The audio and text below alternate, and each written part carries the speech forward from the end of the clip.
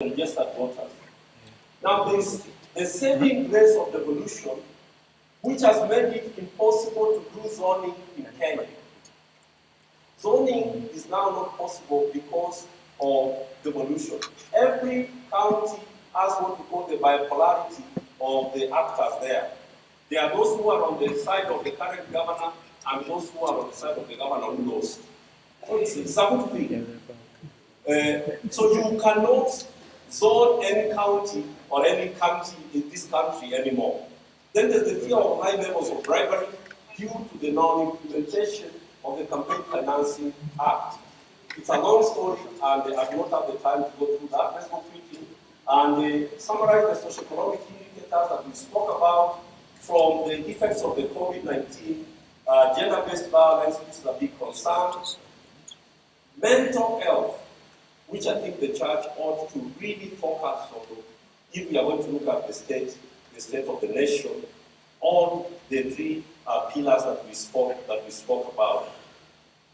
There is the huge problem of drought and disasters and vulnerability in about 19 counties, and this is going to affect communities and affect voter turnout, which is driving conflicts. In some counties, we have even seen reports of children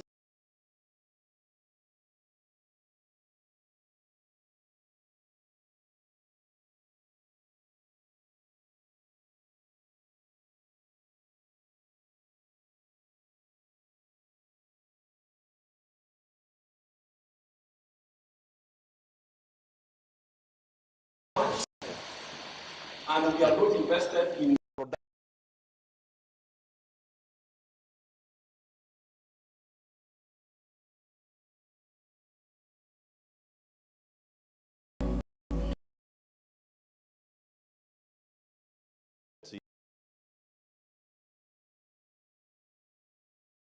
They are going to find a country whose economy is not in good health. Right now, IMF is basically the one which is running treasury.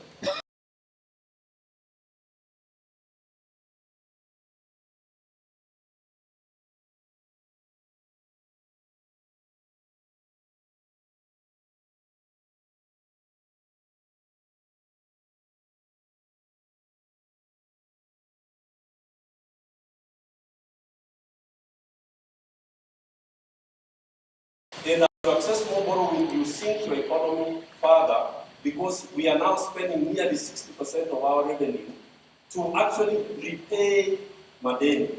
That is the state of the nation. And let's go to the last slide where we started the blue triangles, please. That is how then we summarize the presentation.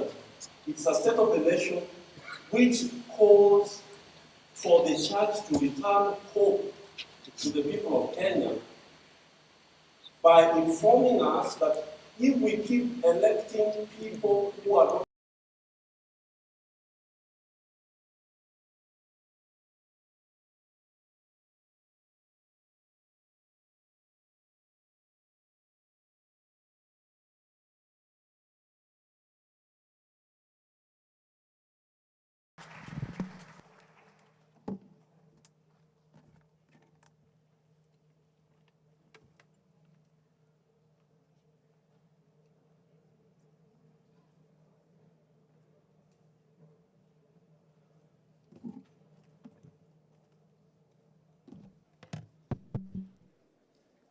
Thank you very much, Cyprian. Let us appreciate Cyprian in a better way. Thank you, thank you. I know we have rushed you because of the time. I've listened to you many times. You have a lot of good information. And you can bear me witness, brothers and sisters, that Cyprian is fully equipped to speak on this topic. And I am now wondering because I'm not seeing the time for the questions. And I would really love to have the questions because I know the other speaker is just about to come in. And if we start asking questions, we may not get the answers now. But I'm thinking, Colonel Rosemary, we may have time, even though I don't know how much time Cyprian asked for us as we move on. time may be okay. He says all the time. So I'm thinking about us singing a song just to prepare for the other speaker to come in. We usher in him, because if we start asking questions, we will not have the right moment to respond to them. But this is a very crucial topic, the state of the nation and the role of the church. And already we are stirred up to see our area. So we are waiting for the next speaker to come in. He's just about to come in. And we could stand and we sing a song. And which song rhymes where we are and what we have shared? I'm thinking about I need thee every hour. You know, we sing songs with a purpose, not just singing. We need the Lord. So can we stand and we sing I need thee? Number 16. Number 16, we continue singing. I need thee every hour, page 16 at the top.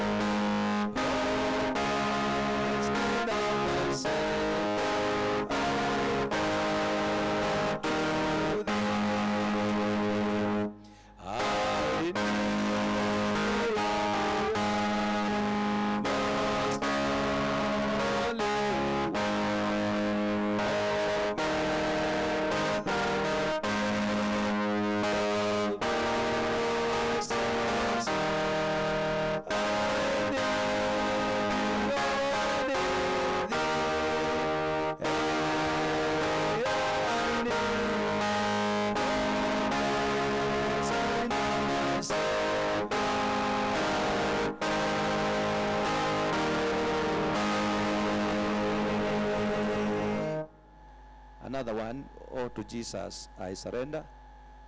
If there's nothing coming, we can do something else, because we have quite a lot we have in the program. Or I surrender to Jesus, the same page on the right, on the left.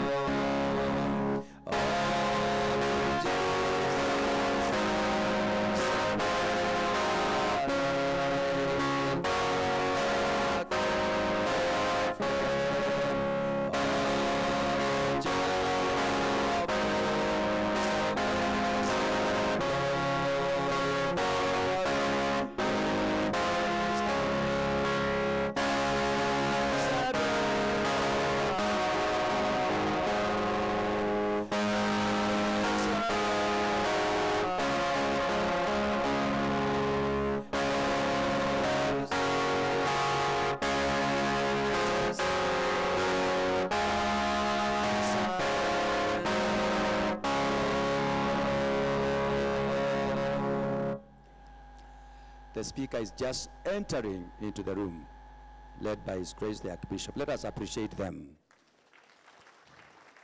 So thank you. Thank you, Your Grace. We can welcome now our next speaker. We can be seated.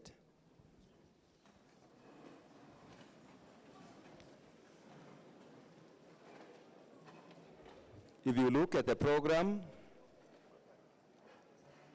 on page 4, we have our program.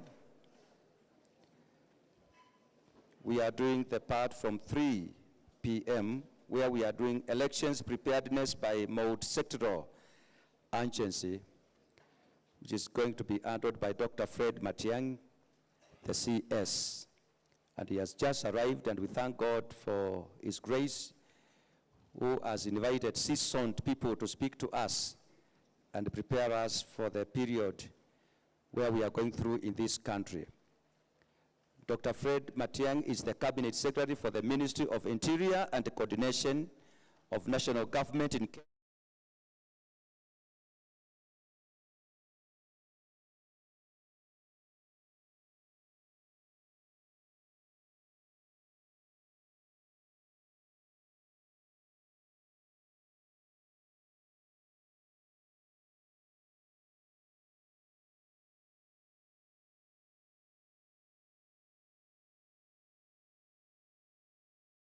sector. Dr. Fred Matiang'i also serves as the chairperson of the National Development Implementation and Communication Cabinet Committee.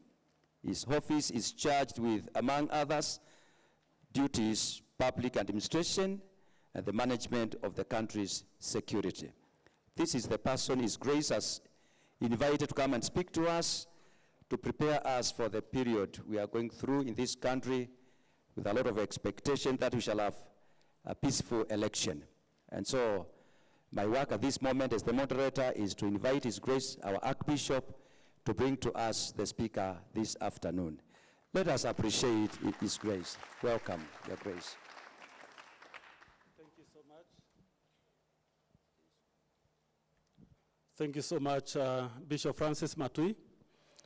Our guest, our Cabinet Secretary Interior, Cabinet Secretary ICT, our Attorney General, and the Inspector of General of Police. Here before you are the bishops of the Anglican Church of Kenya, and all senior clergy, which include provosts of cathedrals, archdeacons, administrative secretaries, and other senior church workers, plus the provincial team that support me at the National Secretariat. We are gathered here for this since Monday to Thursday, and we are breaking on Friday. We call the church to gather to pray for the nation, particularly this year, under the theme, Wholesome Living for a Wholesome Nation.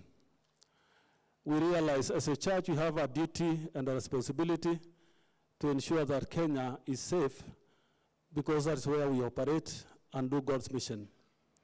But we have a responsibility, as you have, to every citizen of this country, that they remain in safety and are growing in prosperity, and we all have shared prosperity. So as a church we decided, because elections have potentials every time of disrupting peace, that we will not wait until things happen. We said we need to gather to pray, but also to listen from agencies, government and others, who have also the responsibility of managing not just election, but the affairs of the nation, so that we may get information which are factual, so that we dispel misinformation. But also we have this team ask questions, so that when they go back home, they know what's happening and they'll carry the right message. We want to accompany the nation before, during, and after elections, prayerfully, but also guiding with messages of hope. And complete endeavor is to bring harmony and peace, because that's what Christ has called us for. Therefore, we have invited you to come and share with us what the government is doing in terms of preparedness to enable the country to have free, fair, and credible elections, but also in the whole aspect of managing national cohesion and peace and integration, because you take a central role in that.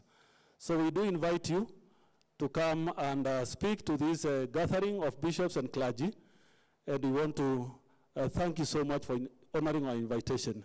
And thank you for bringing a team with you who can be able to support you in what you're going to share with us. Karibu sana Waziri.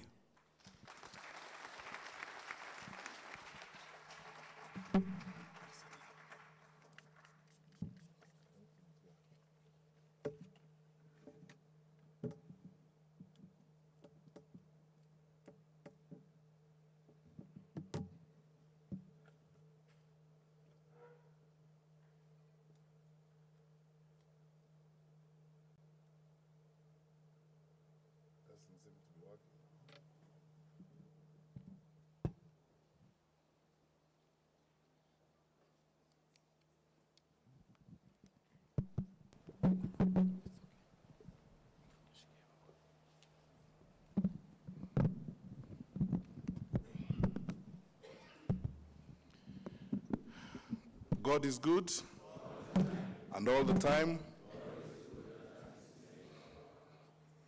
Your Grace, you can see I am having challenges with the microphone. And it's often said that if you can't manage a microphone, then you probably don't have a career in politics. Because it's the foremost tool for political practice. Your Grace, the Most Reverend Dr. Jackson Ole Sabit, the head of the Anglican Church in Kenya, the ACK bishops and clergy who are here, my colleagues from the executive branch of government, whom I'm going to introduce shortly, fellow Christians, distinguished guests who have come to this meeting, ladies and gentlemen. I am truly humbled to be given an opportunity to speak at such a distinguished and critical forum. I thank you, Your Grace, for inviting us to this meeting. When I got your invitation, you wanted us to say what we are doing to prepare for the general elections. I thought it's good that I come with the foremost of my colleagues with whom I work on this particular assignment. And I'm going to introduce them shortly and ask them to each say hi to you and say one or two things before we proceed. But before I do so, Your Grace, I bring with me to you very sincere greetings and regards from His Excellency, our President, the Honorable Uhuru Kenyatta.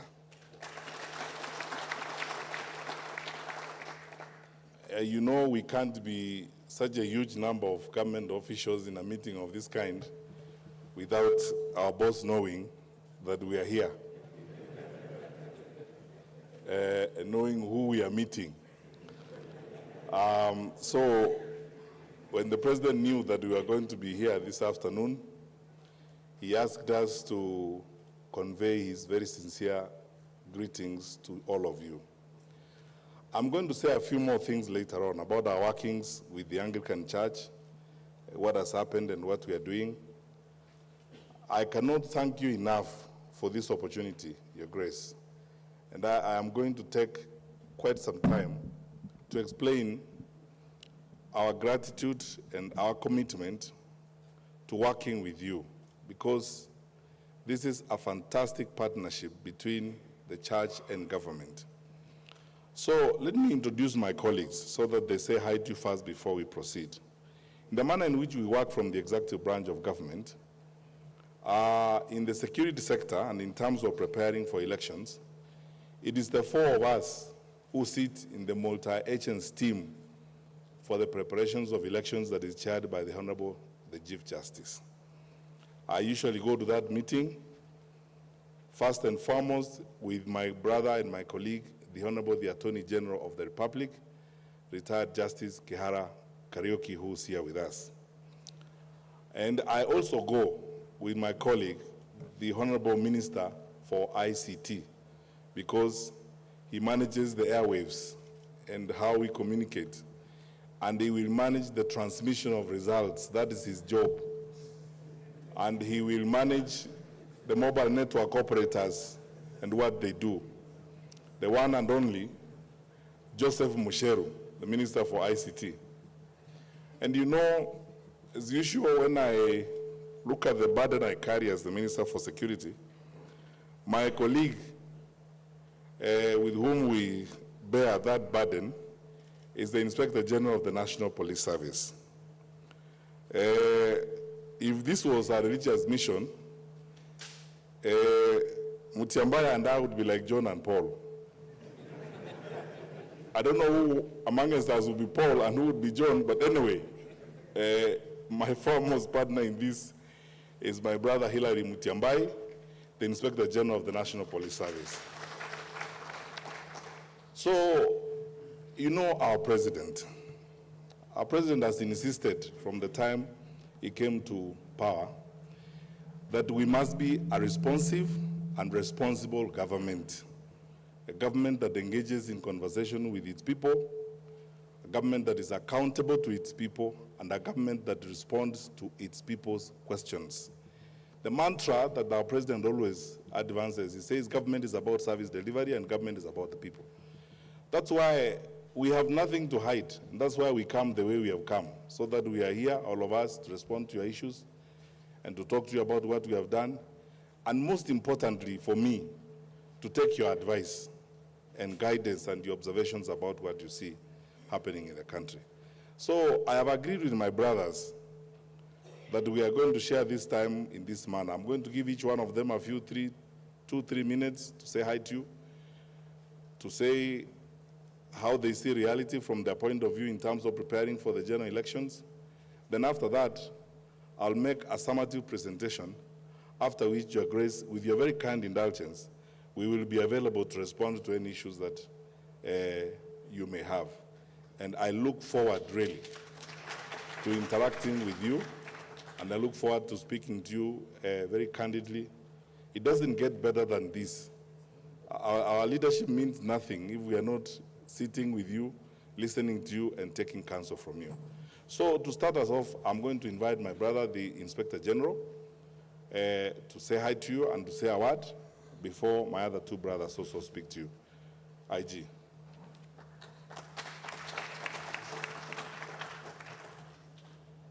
Thank you, CS, the head of Anglican Church, and the team we have come before you, and all other protocols observed. Good evening.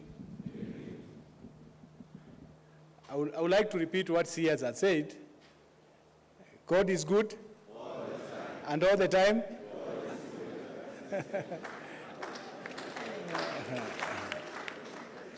I know it's a joke because the IG is not fond of talking those kind of language. But I would like to assure you, I appreciate my interaction and the National Police Service through the Archbishop for the strength and prayers he has accorded us. Even after pleading with him, he has given more than what I've asked. So, kama National Police Service, tunashukuru sana. And we still ask you to continue praying for us. We are the men on the boots on the ground. Sindio? I have 4 things to say. Very short, focused, and sharp. 1, to assure this gathering, National Police Service is properly and well prepared for the election.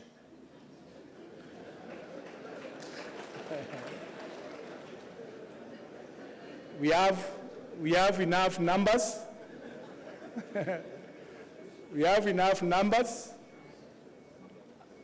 and men and women in the National Police Service are well trained to handle this matter. We don't conduct elections, but we support IBC to conduct election. That is one. Two, a very important point I want to go to the microphone is to thank the same officers.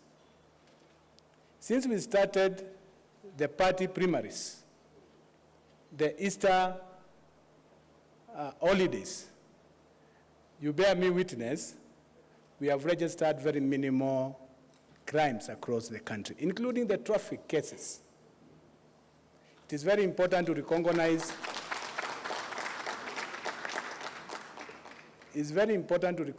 this effort, and in that, the Commander-in-Chief, our His Excellency the President, has passed and conveyed this message through me to all the officers on the ground. And again, on my own behalf, as the Inspector General of National Police Service. Thirdly, I would like to also thank, including yourself and the members of public, for us to deliver this environment which is secure. We worked closely with the members of public. We acted on the information and cooperation you supported us. Mine is to ask you to continue cooperating with us so that we can deliver the quality service you require. And finally, that's the fourth point, I continue asking for the same support to sustain our efforts. It's not easy. We require your prayers, we require your support, and also continued sharing of information with the National Police Service. And with those few remarks, narudia tena na kusema asanteni sana.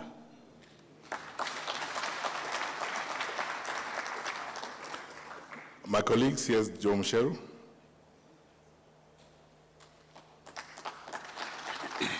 Thank you very much, Waziri. Your Grace, the Archbishop, Ole Sapit, the ACK bishops and leadership of the church, and the fellow church members, good afternoon. God is good, and all the time.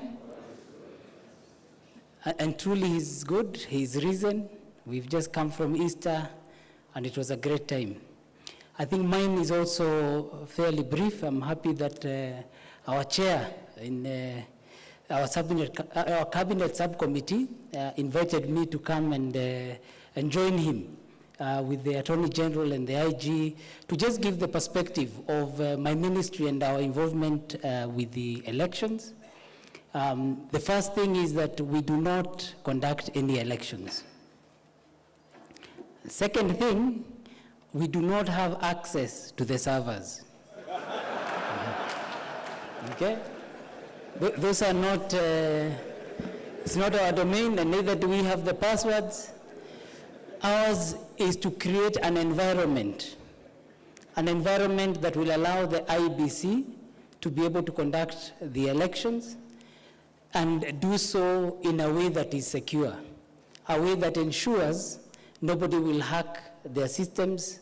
So similarly to what the IG has said in terms of providing policing on the physical side, we have a responsibility of doing so on the technology side, making sure that we are safe. But at the same time, making sure that we have the right infrastructure in place so that transmissions can happen. Your Grace, you'll be happy to know we were in West Pokot last week. We were launching with the Communications Authority Universal Service Fund, 4G network across. We're covering now over 400,000 people who now have full access to networks, and this is going on across the whole country. In the previous elections of 2017, we had about 78% coverage of the country. Right now, I can tell you we are at 96.4% coverage. So it's a huge achievement that we have made. I thank His Excellency the President for the support that he's given the ministry in ensuring that we have the right environment to roll out. And you know, we have seen that, you know, even companies from outside of the country are happy with the infrastructure that we're putting in place, and it's working. Not far from here, Microsoft just set up their Africa Development Center, which is now, they've employed over 431 Kenyans, young Kenyans. This is one of the biggest. There will be other announcements happening even today where everybody is feeling confident and investing. This was just last month. And here we are seated, and it's about 4 months to the election. I think the country is changing, we're maturing, and things are working. The second thing I want to say is that we do not in any way intend to gag media or to stop media or even shut down the internet or social media. I think all of us have learned how to live with those few people on social media that create the problems for us. Majority of Kenyans are, peace-loving. In fact, they share a lot of very entertaining information on social media, and generally that works. The challenge has been the fake news and a few of the other challenges that we see of people being either trolled or attacked. But together with NCIC, with the police service, with the NC4, the cybercrime units that we have, we're managing that process quite fairly. So it is not our plan in any way to shut down the internet or in any way to stop the media from operating and freely. I think there are things that you probably have listened to on social media and even sometimes in media that even you feel are not edifying. But because of our democracy, we have a process where we go through the court system to stop any of these actions and not deliberately just shutting down.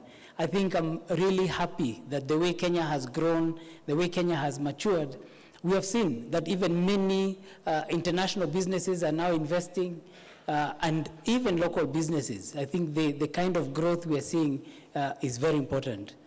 So I don't have much more to add on what we're doing as far as elections are concerned, except to say that really with the church, we would want your support in guiding our citizens to remain in the straight and narrow, to ensure that they are not using the platforms or media to insult others or using it to misdirect others. In several cases, you'll find you get messages that people have passed on who are fully alive. And it's distressing to a lot of people. So it's how we manage all that. And this is not a culture that comes only during elections. It's something that we've been seeing growing. And I'm really at least grateful that the country has continued to mature and we're managing both our young people and even those that are in positions of responsibility to ensure that the information that we're giving is the right information. So I assure you that we will continue to support the IEBC. You've heard sometimes they're saying we don't have enough network. We've been waiting for them to give us the full locations of all the polling stations. And once we have that, we will be able to deploy. We deploy through the private sector. The contracts are between Safaricom, Airtel, Telcom, and IEBC, not the government. And therefore, the transmission is done through the private businesses and not through the government itself. And I'm happy to say that that is actually good for us because then the responsibility would even be higher. So I'm looking forward to a peaceful election and one where the kind of issues we've been having, we want to see prosperity, we want to see growth, that elections will not be what stops us from moving as a country, but what we just use to change leadership and ensure we have the right leadership. As you know, I'm not a politician, but I will say to all of you, vote wisely. That is important. I'm not giving any direction to people in church. I think you already have the direction. You should give it to us. Asanteni sana. Thank you. The Honorable Attorney General.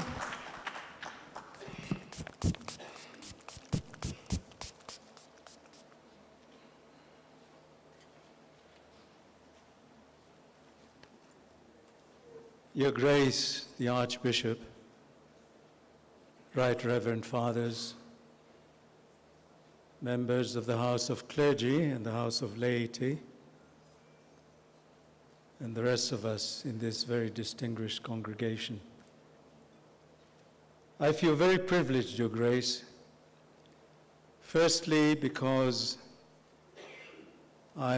it's not very often that I'm allowed to speak when the chair of the cabinet subcommittees is around, but more so because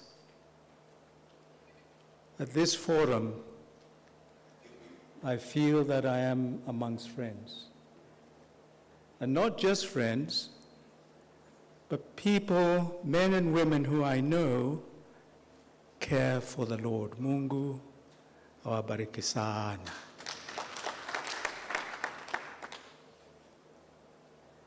The task of the Office of the Honorable the Attorney General in the Department of Justice is relatively very simple,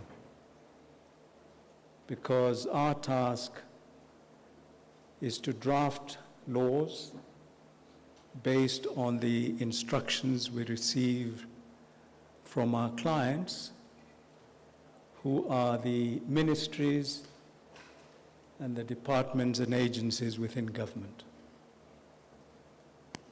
And I can assure you, Your Grace, that such laws and regulations as have required to be amended have been duly amended, and they are currently before Parliament and will be passed, God willing, before Parliament goes on recess, so that we are, and I confirm we are ready for the next general election.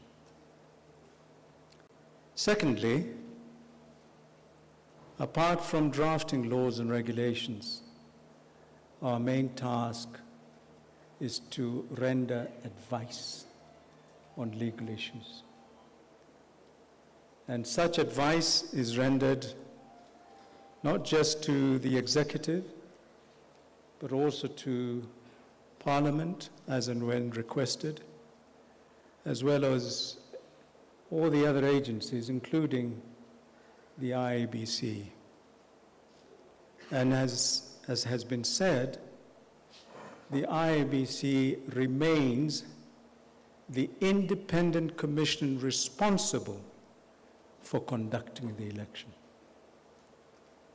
And again, I assure Your Grace and the bishops and the rest of us here that the advice of the Honorable the Attorney General will be rendered timely, and it will be impartial, it will be in accordance with the provisions of our Constitution and our laws, without any fear and without any inhibition.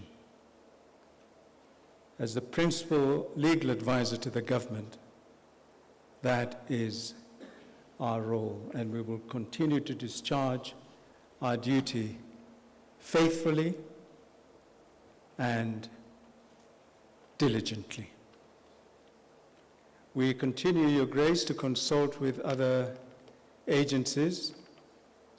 Even tomorrow morning, we have a meeting through the National Commission on the Administration of Justice,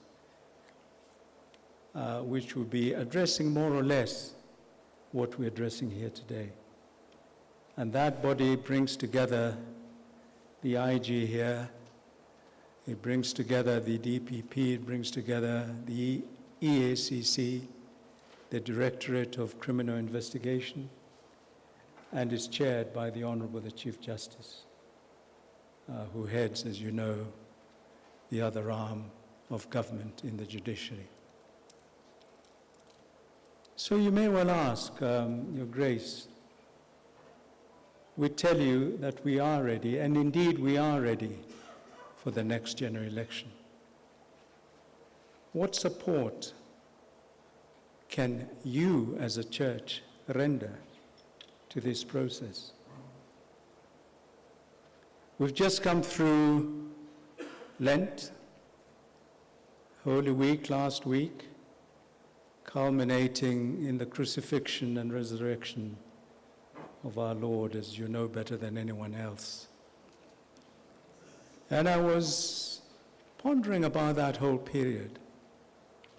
I asked myself,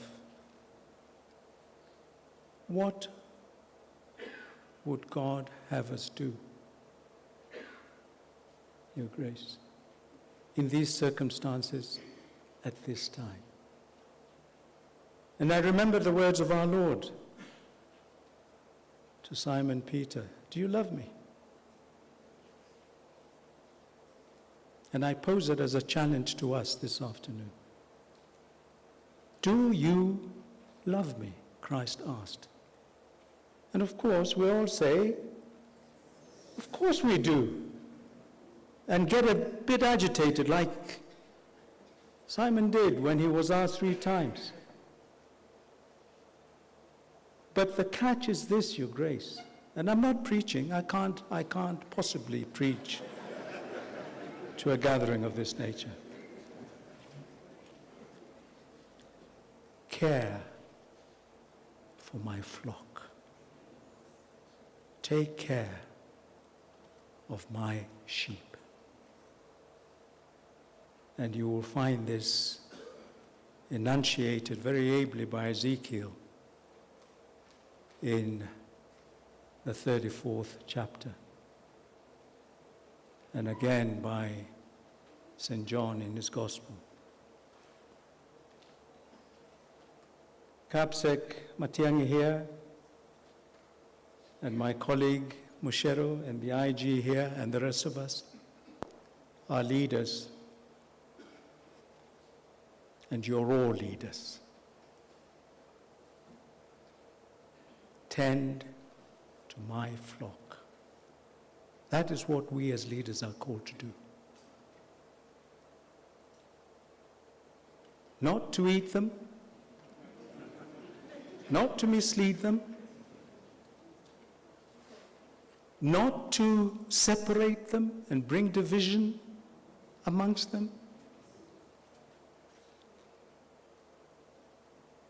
but to take care of the whole flock, irrespective of denomination, irrespective of creed, irrespective of ethnicity.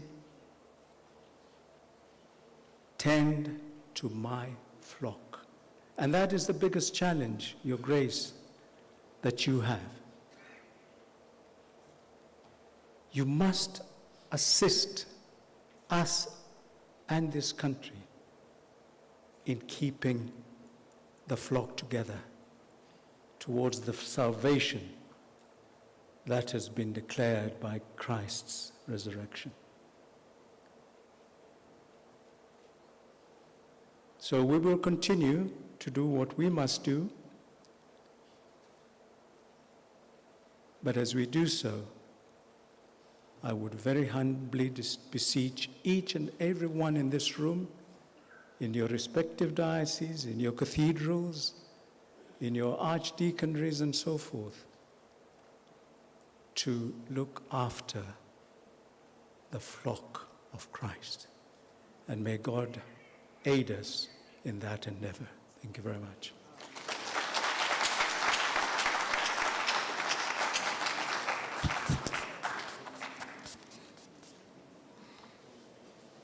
Well, what I feared has happened, that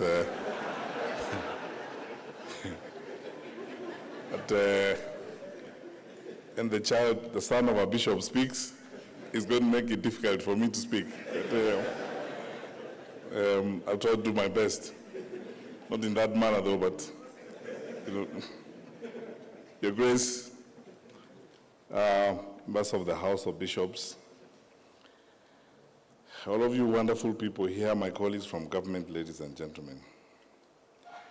As I said earlier, I'm grateful that you invited us to spend some time with you this afternoon.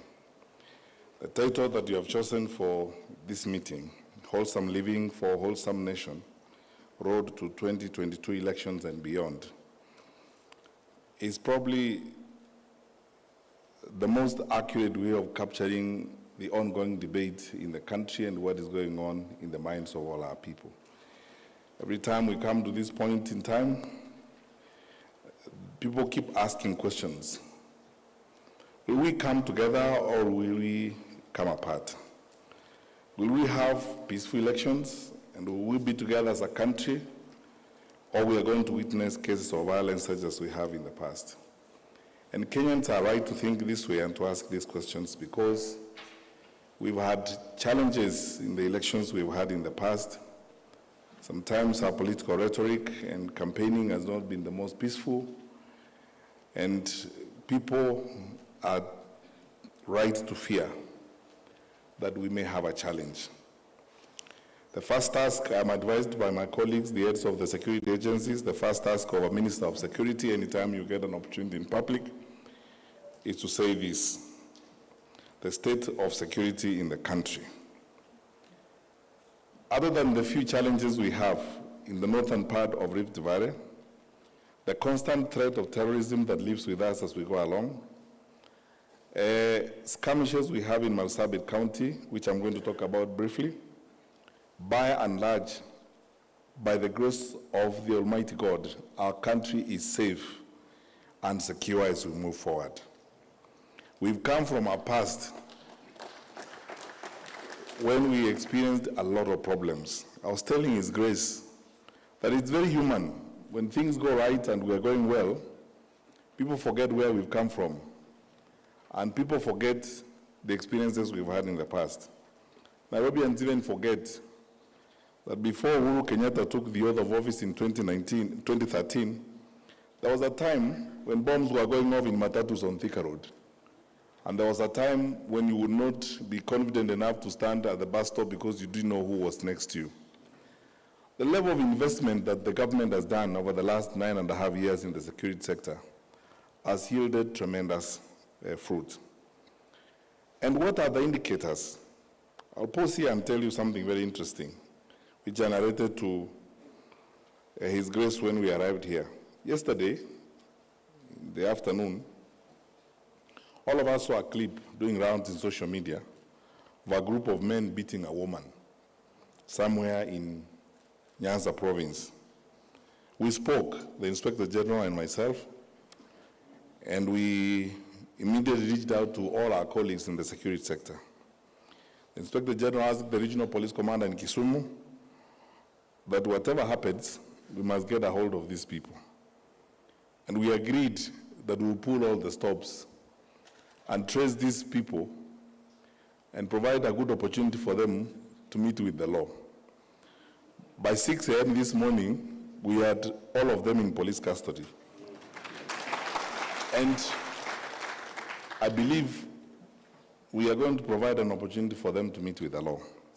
Because Kenya, we've come too far as a mature society to witness that level of beastly gender violence against the women in our society. We will not tolerate it, we will not accept it, and we will face it with all the force that our institutions and the law gives us. And that's an indicator of how our system works. How soon are you able to address issues? How soon are you able to resolve problems? Preparing for the elections in 2022 is something that the President, in his capacity as the chairperson of the National Security Council, ordered way back in 2018, because we needed to be better prepared than we have been in the past. In his own words, President Kenyatta said, we must do everything within the powers of the offices we hold to ensure that Kenya goes through the 2022 general election peacefully. We will not suffer the indignity of being leaders associated with bungling a transition. And since then, the President has remained faithful, and all of us, in terms of the resources that we have put in this. We have increased our numbers in the last about 6 years alone to by over 20,000. We have trained new managers of our security sector. We have trained several special teams, and I'm very well advised by the IG here to draw a line on what I can say in public and what I cannot say in public. We have invested heavily in acquisitions and getting new resources for our security teams. We are more equipped than we have ever been since independence in terms of managing and dealing with the security sector issues. We have enhanced collaboration across agencies. One of the reasons why we suffered in the past is because there was very weak interinstitutional engagement. The president, through the all-of-government approach, demanded that we create a multi-agency framework of addressing security in the country, which means we bring together all security institutions under one roof, we plan together, we share information together, we periodically review our work, and we make sure that at every corner of the country, regardless of the security unit you work for, you are on duty to guard the country. And that is why you have noticed it's easy, for example, when hardcore criminals or terrorists escape from prison, not many countries in the world are able to actually get those terrorists back before they cross the borders of the country. And all this is tribute to the resources that have been put in this sector. Ladies and gentlemen, I'm going to outline briefly some of the things that we have done to prepare for the general elections. But I need to say this. Dear Grace, I thank you sincerely as I say this. The Anglican Church has a rich history. You will not write the history of Kenya's governance development without providing a special place for the Anglican Church. The leaders who have gone ahead of you, I need not enumerate all of them, have contributed heavily in the journey, the governance journey that Kenya has traveled. At every turn and bend in the history of our country, the Anglican Church has been at the forefront in making sustained, bold, objective commentary on how we govern ourselves.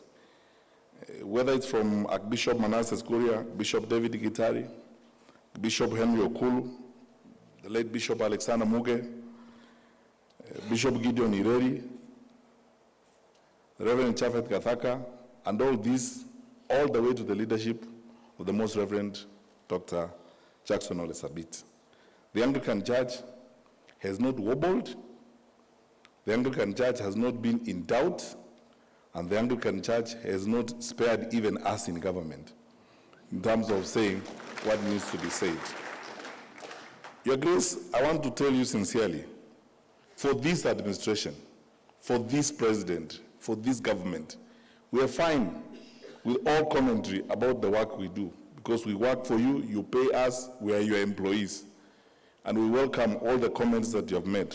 We admire some of the positions that you have taken, especially on peace and reconciliation, on integrity in public service, and on focusing on service delivery to various areas. I have had occasion before, when I served as the Minister of Education, to work very closely with the Anglican Church on several reform issues with the Church. So I thank you for the work that you have done as the Anglican Church. But Your Grace, let me also say this very sincerely. It's very rare. This is the second or third time I'm coming before the Anglican Church community such as we are doing today. Your interest in engaging government, instead of talking at government, your interest in conversing with government, as opposed to constant criticism of government, is the stuff that builds a country. We would be the most irresponsible group of leaders if we did not take you seriously and if we did not turn up when you call. Because there is no greater way of demonstrating interest and love for our country than what you are doing in this hall this afternoon. Because you are meeting here to look at the future of our country. And it is out of conversations such as we are going to have here that we are going to build a great country and we are going to be a great nation. As I said earlier, I cannot thank you enough. But in my small way, I ask my colleagues in government to also continue to pray for you and to also be responsive so that when you call, we turn up.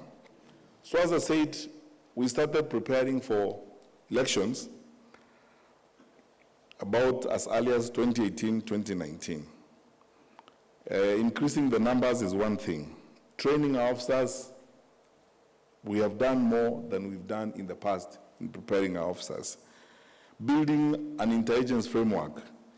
The numbers that are with the Inspector General, the numbers that are with the Commissioner General Prisons, the numbers that are with the Director General KWS, the numbers that are with the Director General Kenya Forestry Service, all those are numbers that are available to support the IBC to mount an election. In addition to that, as I said, we required equipment. Just last week, I flagged off a set of brand new vehicles because the president has demanded that before the elections, every deputy county commissioner has a brand new vehicle. And what that means is that in some counties, you have 4 or 5 vehicles that are going to be used by national government officials who are moving around the country. There would be no possible excuse for not going to the people and addressing their problems when they arise. Transport problems in the security sector are now a thing of the past.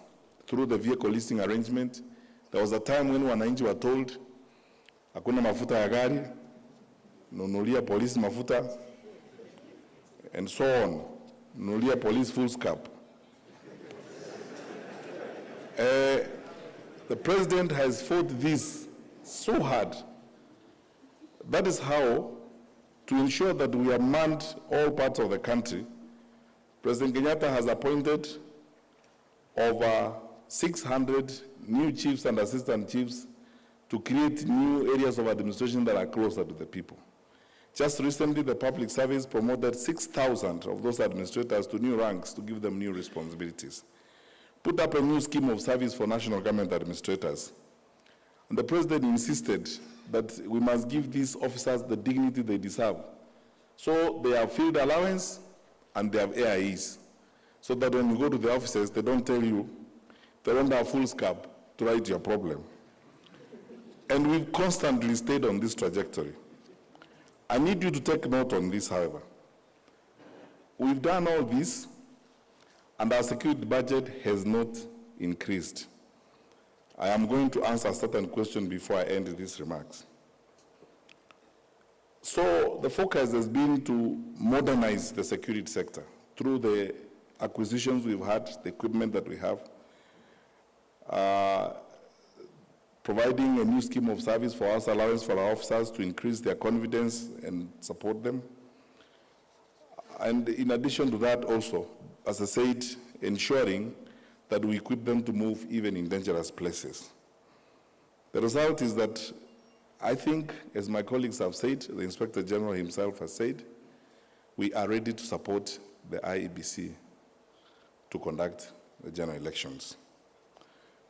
One of the innovations that we have done in government since 2018 is to map the country, map every corner of our country, and look at areas that are likely to be vulnerable to intercommunal challenges. And we have embedded in these areas structures of information gathering so that we act in real time. When things happen, we are able to respond immediately. When an incident happened in Eldred at a funeral, by the following morning, we not only had all those who were involved in that incident, but we also arrested them with part of the money they had broken in small 50-shilling notes.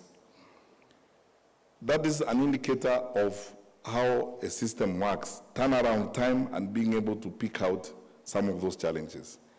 I am very proud to report to you that since campaigning started in this country, and you know that some political leaders have been campaigning for the last 4 years, going around the country campaigning.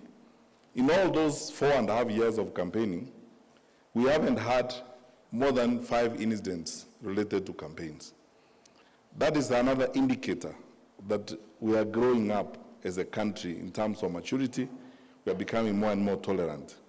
And when we sense that there's going to be a problem, as a rule of thumb, and my colleague the IG here can bear me out, we brief everyone. Our briefing on security is not limited to government and the parties that are supportive of government. When we notice that there's information that is necessary for anyone, any political player to know, we brief them in advance. Some or most of them listen to our advice. They even change routes or change dates for meetings to avert conflicts between their supporters and their groups of people. So, does it mean that it's all rosy? The answer is no. You have noticed yourselves that we have challenges in our speeches. We have various challenges, but I'm going to outline those that I think it is my responsibility to tell you. Like the prophets of old, those of us who happen to be in positions of responsibility, it's important for us to say things as they are, so that we are not blamed later on that we didn't say them. What are the greatest challenges I see in this year's election that we need to be worried about? Number one, an unprecedented level of voter bribery.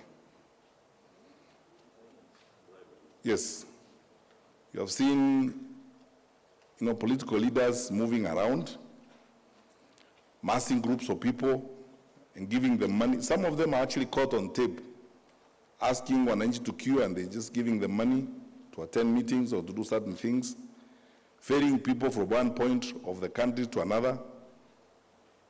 And let me be even more practical.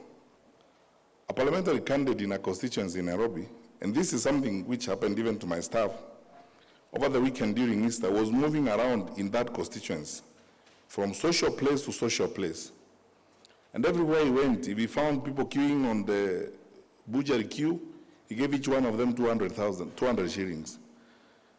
You may count yourself unlucky if he didn't find you, and you don't come from that constituency. Moving from social place to social place, giving out 200 shillings, 500 shillings, and so on. That is a danger that I see in this election. Unprecedented commercialization and voter bribery. Now, let me also tell you something which is ugly, but it's a fact. The result and effect of what we are seeing, because that is not your money. That cannot be your hard-earned money that you are distributing in that manner.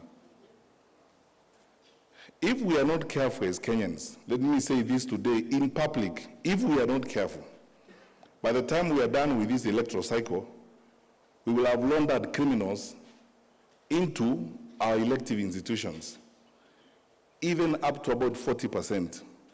Money launderers, wash players, criminals, drug dealers, and all those, because they are the only ones who can access that amount of money. We will launder them into our elective institutions. I like the title of this conference. We are looking at the 2022 general elections and beyond. What will happen beyond? What will happen beyond is that we will have elected these men and women whom we will have laundered, as I said, or who would have laundered themselves into positions of responsibility. And you can actually forget your country in a case like that. As Minister of Interior, I am not shy to say this, that one of the wars that I have fought as Cabinet Secretary for Interior is with gambling and gambling institutions. It's with firearms and firearm licensing cartels.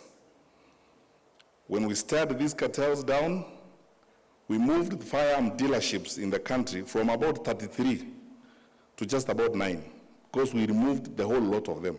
Many of them were briefcase carriers, who, even if you went down the act itself, they don't qualify to be a firearm dealer, leave alone the idea of having a firearm. There was a time, as a country, we were subject of discussion in the British House of Commons, because companies associated with gambling that some governments had already called upon were thriving here and laundering money and being used as conduits to launder money. I have fought that war, like I fought the war of examination cheating cartels, but I will tell you this. These people are the only ones who have that kind of money that they would give around like that. They will be in our elective institutions. They will be writing laws for you. And they will allow themselves to allow that gambling and all those things to thrive in this country. So I think I have a responsibility to tell you this. That is one of the serious challenges we face in this election, and let's be honest about it. 2, of course, we started early campaigns. The law prescribes when campaigns are supposed to start. We have been on a campaign mode for over 4 years. The effect of that on development in the country and productivity is real, and you can see it. But it isn't our responsibility to call that out. It is the responsibility of the independent institution conducting elections to do that. But that goes into sometimes reducing the effect of institutional respect, as it were, because when the law prescribes one thing and we do another, the truth of the matter is that over a period of time, we are denigrating the law and creating a culture of impunity. I can see that if we are not going to be firm in some of the things we are doing, this level of impunity may continue and it will hurt our country. 3, an unprecedented abuse of social media. We've done our best. I know someone is going to ask me the question, what have you done? Most of the notorious abusers of social media, IG can bear me out here. We have numerous cases in court. Some of them are out on bond 8 times, 9 times, 10 times. But you see, as my brother Joe Musheru said, as a country we chose democracy. We are not going to be an administration that reverses the choices that this country made. We are going to remain a democratic institution. We'll keep listening to each other in the hope that those of us, and I believe we're in the majority, who are interested in harmony and social order, will fight this problem of abuse of social media, fake news, and all sorts of things. Finally, in terms of the challenges, I may be wrong on this, but this is a view I want to offer as a public servant and as somebody who has been in this role for several years. The debate, the campaign debate about the future of our country is actually not happening on the campaign platform. And I want to offer this view. I may be wrong, but this is my view. If you see the turnout in the primaries, that's indicative of one thing, that either A, the public is bored, or B, the public and the political leadership are walking in different directions. Because you don't see excitement. You see big rallies, but you don't see them translating to people queuing to vote in a primary and so on. It means there's something we need to fix somewhere, that we are either at variance with the people we purport to lead. One reason why I think this conversation on the campaign has not been as exciting and has not been as responsive to the needs of the country as it ought to be is because for Kenya, in my view, if you asked me, and I'm a public servant, I'll be very candid with you about this. What are Kenya's 3 critical problems? I'll tell you the following. Number 1 problem is corruption. Number 2 problem is corruption. And number 3 problem is corruption. We are not going to fight poverty in this country and succeed if we don't address our challenges related to corruption. My brothers and sisters, every crisis we face, the other day we were dealing with fuel shortages and movement of fuel across the country. When private companies move into cartelism, which is practical and understandable because they control the sector, and they hoard fuel. How did we get there? There was a time an organization that was created in this country called National Oil Corporation. The government at that time thought right, and we actually should go back to that. The government should have a leeway in some of these principal sectors to mediate a situation where cartels seek to strangle the sector.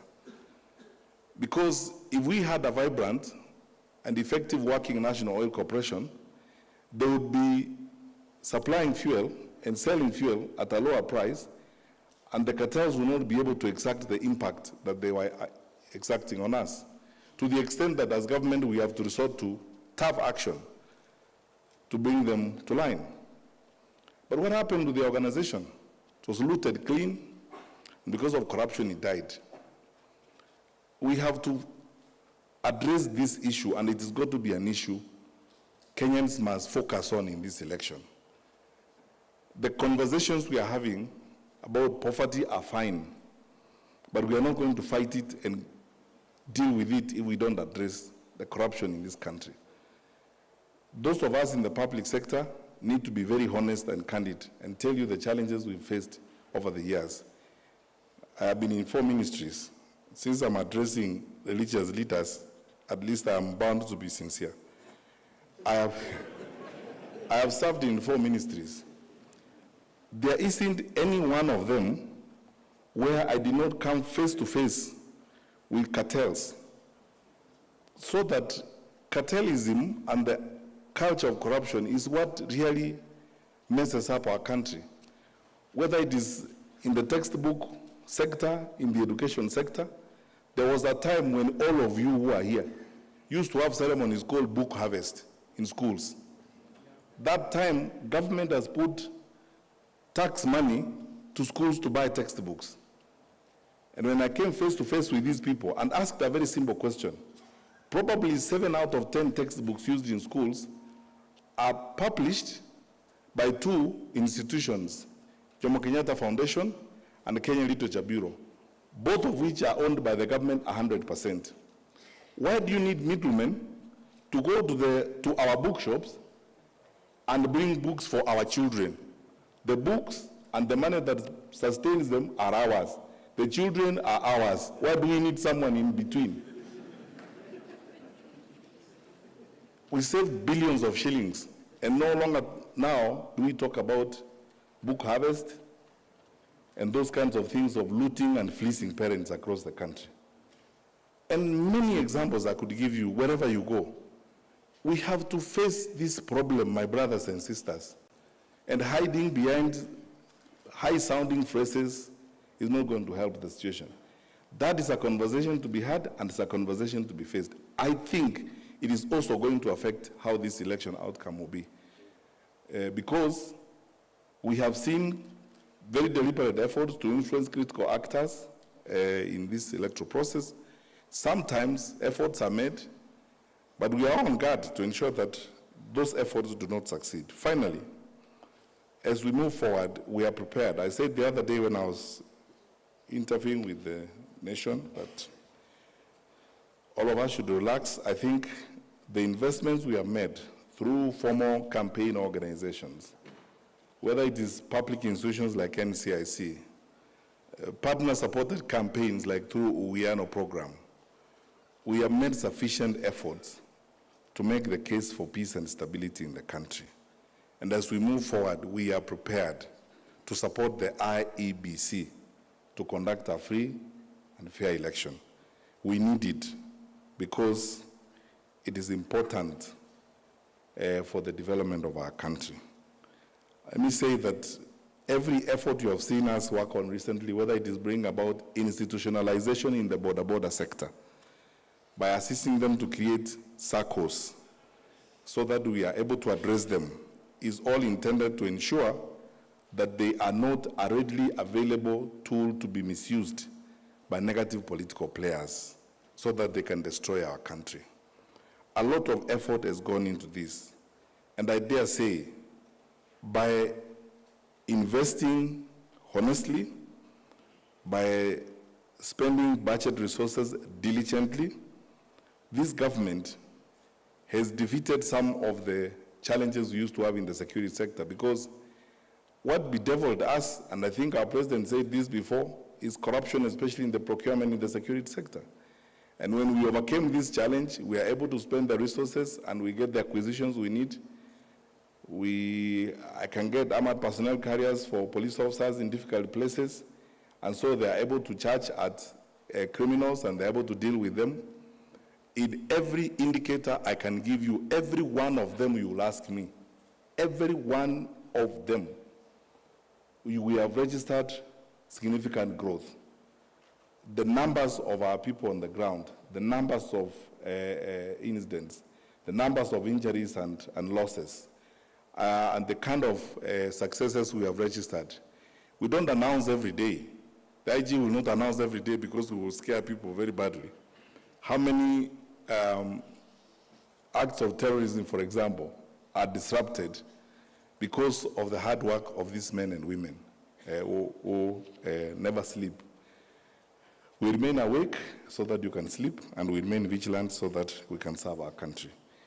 Your Grace, members of the House of Bishops, entirety of the clergy listening to me, ladies and gentlemen, I want to say again that by the grace of God, we are prepared to play our role and play it effectively.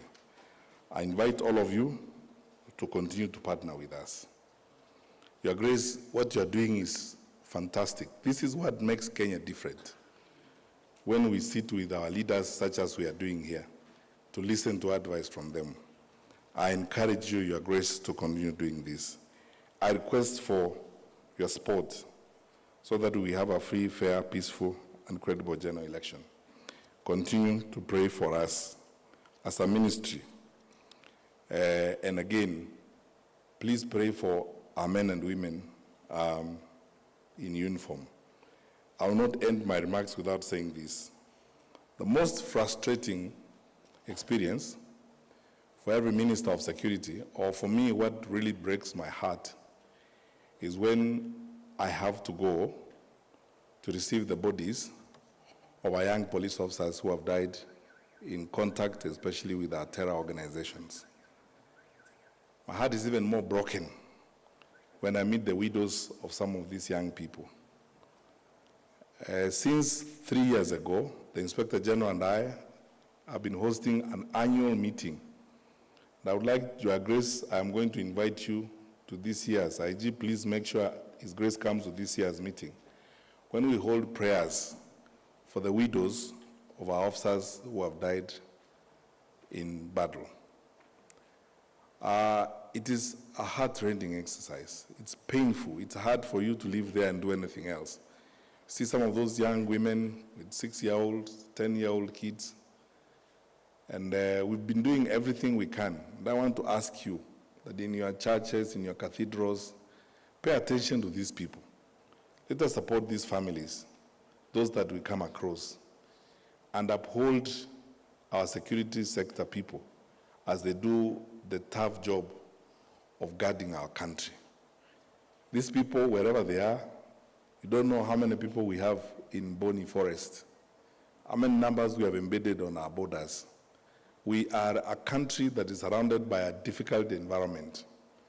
But by the grace of God, our young men and women who are out there continue to work hard every day. And God has seen us through tough challenges and difficult challenges. That's why I believe that these two we will have peacefully and we will go through without a problem. With all your prayers and support, there's no reason why we cannot have a peaceful, free, and fair election, a smooth transition, so that we continue to build our country, the only home we have on earth, the precious gift that the Lord has given us, so that we can then prepare it as good custodians to hand it over to our children's children with pride and dignity. That when we were called to serve, we turned up. When we were given responsibilities, we discharged it. When we were asked to lead, we led. And when the call of duty came, we gallantly served our country effectively as it were. May the Lord bless you.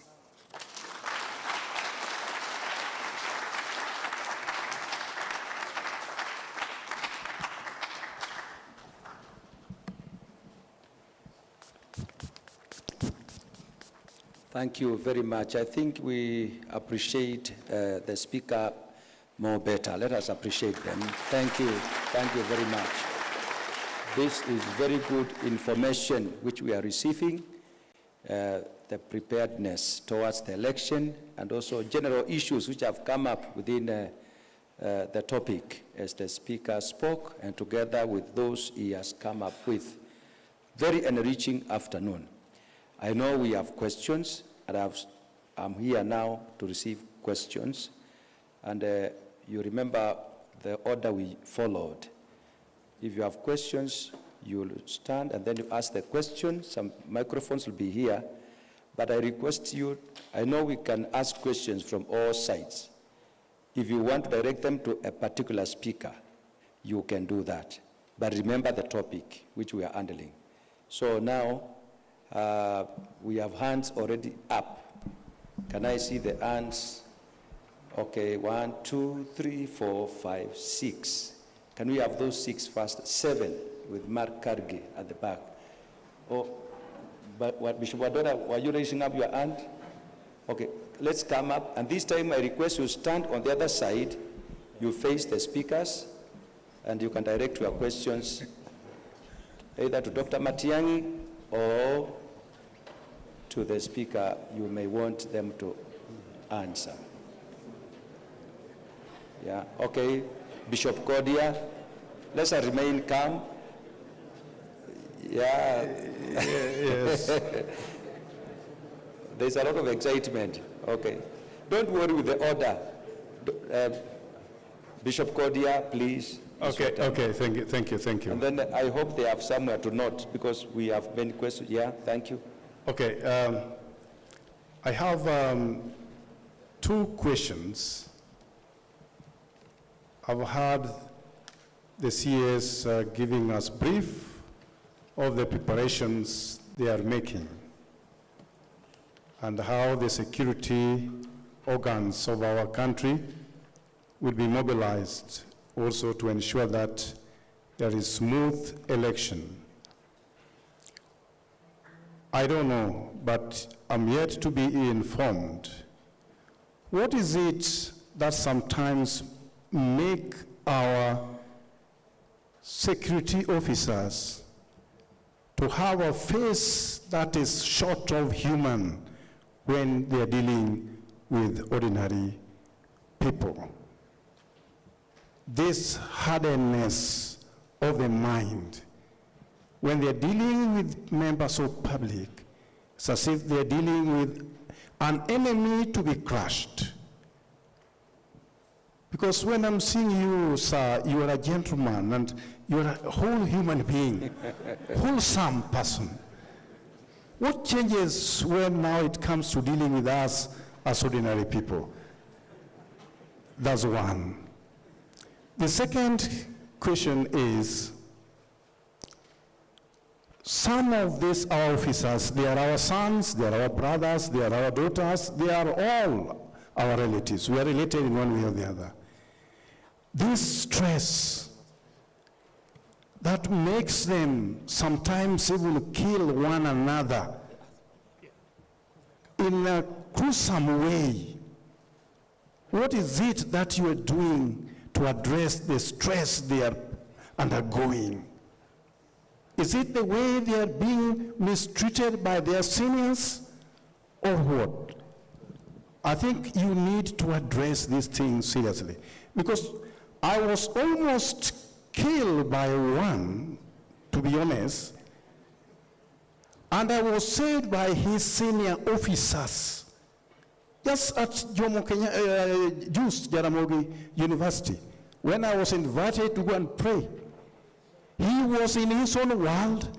His colleagues had to come politely to cool him down. And then they told me, Bishop, we also need your prayers. This is a serious matter. How do you address their stress? Thank you. Thank you. Thank you very much. Just briefly. Your Grace, the Archbishop, and all our bishops. Dr. Matiang'i, I want to thank you most sincerely and affirm that security, it is true, is a very important organ for us, and we enjoy what you offer. I'm Jackson from Embu. I work in the Diocesan Education Department. My question goes to our school's fraternity. The chairman IEBC was here in the morning. He said he has 7 days from the date voting is done to the date he announces presidential outcome. The date of the elections is in the middle of a very short school term. And in 4 days, we'll begin the academic year of 2022. We don't want to see some students disadvantaged by using very little time within this academic year. My question is, what practical solutions from your multi-agency team can be put in place to ensure that learning is not interrupted and our students do not lose the little time they have, because we have examinations from November, December, national examinations indeed, and therefore we would want our children in school to maximize on the little time. Kindly, this is an area of concern on the date of elections, which cannot obviously change, but what your multi-agency team can be able to do to not to interrupt learning. Thank you. Thank you. Bishop Kambicha. Thank you, the CS Interior, sir. Bishop Kambicha coming from Marsabit. I've had encounters with you in Nyanyuki over Marsabit issues. I've had an encounter with you at your office over Marsabit issues, presented several memorandums. I've heard you, a man who speaks with great passion, a man when you will listen to him, you strongly believe something is going to happen and change is going to come the next moment. You have done it in education when you are fighting cheating. You've done it in several places. But when it comes to Marsabit, I feel like shedding my tears. We are dying on a daily basis. We have cried to the highest office in this country. I'm a bishop who is non-partisan, non-tribal, but I'm not safe in Marsabit. And if we see any calls, we think we are going to be told someone has been shot dead. The situation in Marsabit is worse than before Kenya got independence. I don't know what happens when it comes to this Marsabit. I'm sure the government knows everything about it. And I once said, I refuse to believe that the Kenyan intelligence and security apparatus are not aware of what's happening. I refuse to believe that the Kenyan government lacks power to turn the security situation in Marsabit around. I refuse to believe that these two politicians or political wings are too powerful for you not to act. Go to the Boran, they believe so and so is behind this. Go to the Gabra, they will point to the other direction, he or she is behind this. And the government is fully, I want to strongly believe is they know more than I do. Is their life for the people of Marsabit? Will we even have elections happening in Marsabit? And I want to reiterate what I always say in every public function that I attend in Marsabit. Bwana CS, Bwana Tembai. If you guys delay a little bit, come and bury us with tractors. It's that serious. It's that serious. How long will you wait? Marsabit is just a small country, a small population of less than 400,000 people. Is it too big? Are we so powerful? Are the criminals in Marsabit so powerful? Narratives have been told. Hawa wako na militia. Wale wako na militia. But the divide will tell you wako na militia. But believe me, they all have militias. What are you doing about it? If nothing is going to be done soon, you may not find us alive. Could you do something, please? Thank you, Bishop Kambicha. His Grace, the CS, Dr. Fred Matiang'i, and the team, the guests that have addressed us this afternoon. I'm Philip Chirchir from Diocese of Baringo. Particularly, I serve at the area of Tiati, which is Pokot, East Pokot. Bwana CS, I have two questions that I would like to ask.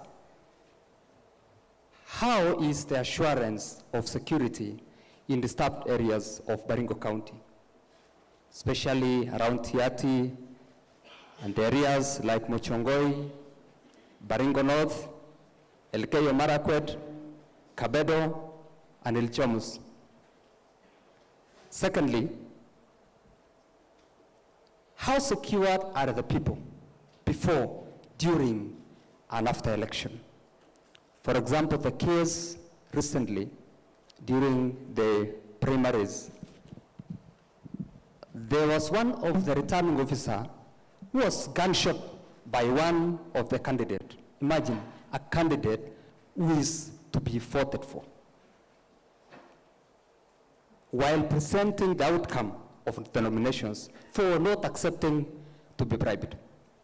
So how will you deal with such situations when it arises? Finally, right now, as we are here towards election, in those areas that I've mentioned, others have moved away from their areas where they are supposed to do voting because of the insecurity. How secured will they be for them to return back to their polling stations, for them to discharge their democratic right, yes, of voting? Thank you so much. We are praying for you. Thank you. Thank you. The last one. Thank you, Mr. CS. My name is Reverend Noel Ochola, Provost Designate of Nambale Diocese. I have one concern, but before then, I want to appreciate and express my gratitude to what you do, and perhaps also is the happiness of many Kenyans. The skills, the decorum, the courage, and the manner in which you do your work, I think, is an inspiration to many of us. And if all public servants emulate that kind of ability, I believe we are headed to the right direction. And to the CS, Joe Misheru, you are a big inspiration to young people. And I believe you are there in the cabinet to represent the interests of young people, and we are looking up to you. Now, my concern, CS, is I come from the border of Busia. And most of the time, I don't know the protocols and communication between our government this side and the security apparatus the other side. Because most of the Kenyans who do business across the border will find themselves in problems there, detained for 1 or 2, 3 days, but the response sometime from our end delays.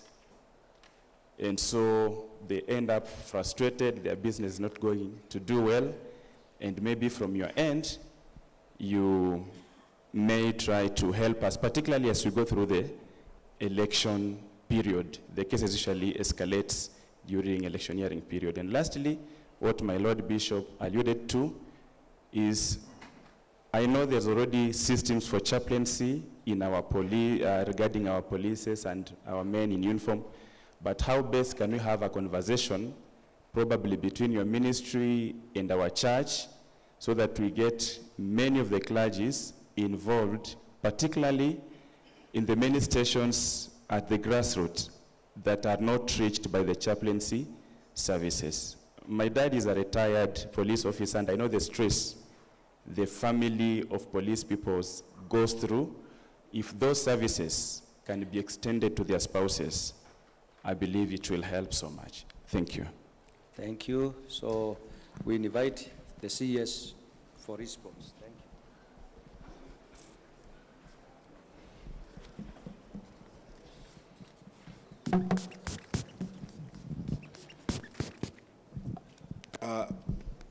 If you allow me, Your Grace, and the clergy in the room, I want to start with the issue of Marsabit. because it's the one that is. Bishop, as you say, you and I have been in many meetings. The latest being, we spent 1 week with you and your colleague, the head of the Catholic Church in Marsabit, and NCIC and the elders, a whole week at the Kenya School of Government, mediating and trying to bring together the politicians in Marsabit. You know, there's no point of me coming before you here to spin or to tell you stories. The problem of Marsabit is actually the problem of the politics of that county. For a long time, the politics in that county has played on the fault line of the divisions between the Borana and the Gabra.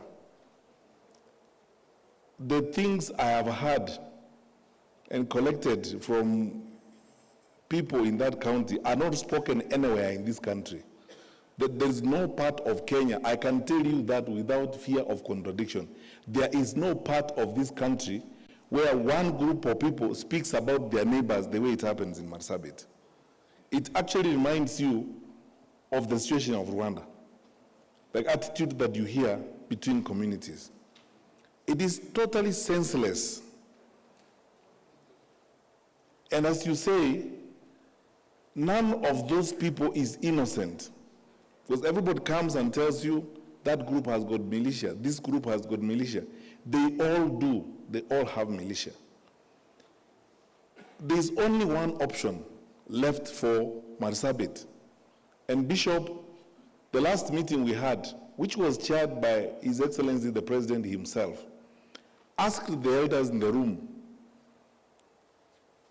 do you want me to give you time or do you want us to move in? They said, give us 30 days. Let me tell you, Bishop, I went to Mount Elgon and went through an experience I would not like to go through again. You know, when you sit down before Wananchi, an old woman telling you graphically how they have been raped and what they have gone through and so on, there is no public officer, unless you don't have a human heart, who would like to go through that experience. And I told those people, Mount Elgon, we were rained on there the whole day. I said, I'm going to sit here, be rained on as much as possible, we'll be here. But I can swear to you, you will not do this again in this country. We have to sort this thing out once and for all. For Marsabit, we are left with only one option for Marsabit. And we will exercise that option. The Inspector General and the AG sit with me in the National Security Council. They know what I'm talking about. We are left with only one option. Unless, and I think the President noticed, which was asked by those leaders themselves, I think it has expired, and we keep picking reports of this thing happening. No one should blame the government, because we are going to do in Marsabit what we must do to secure that place and secure the population of our people.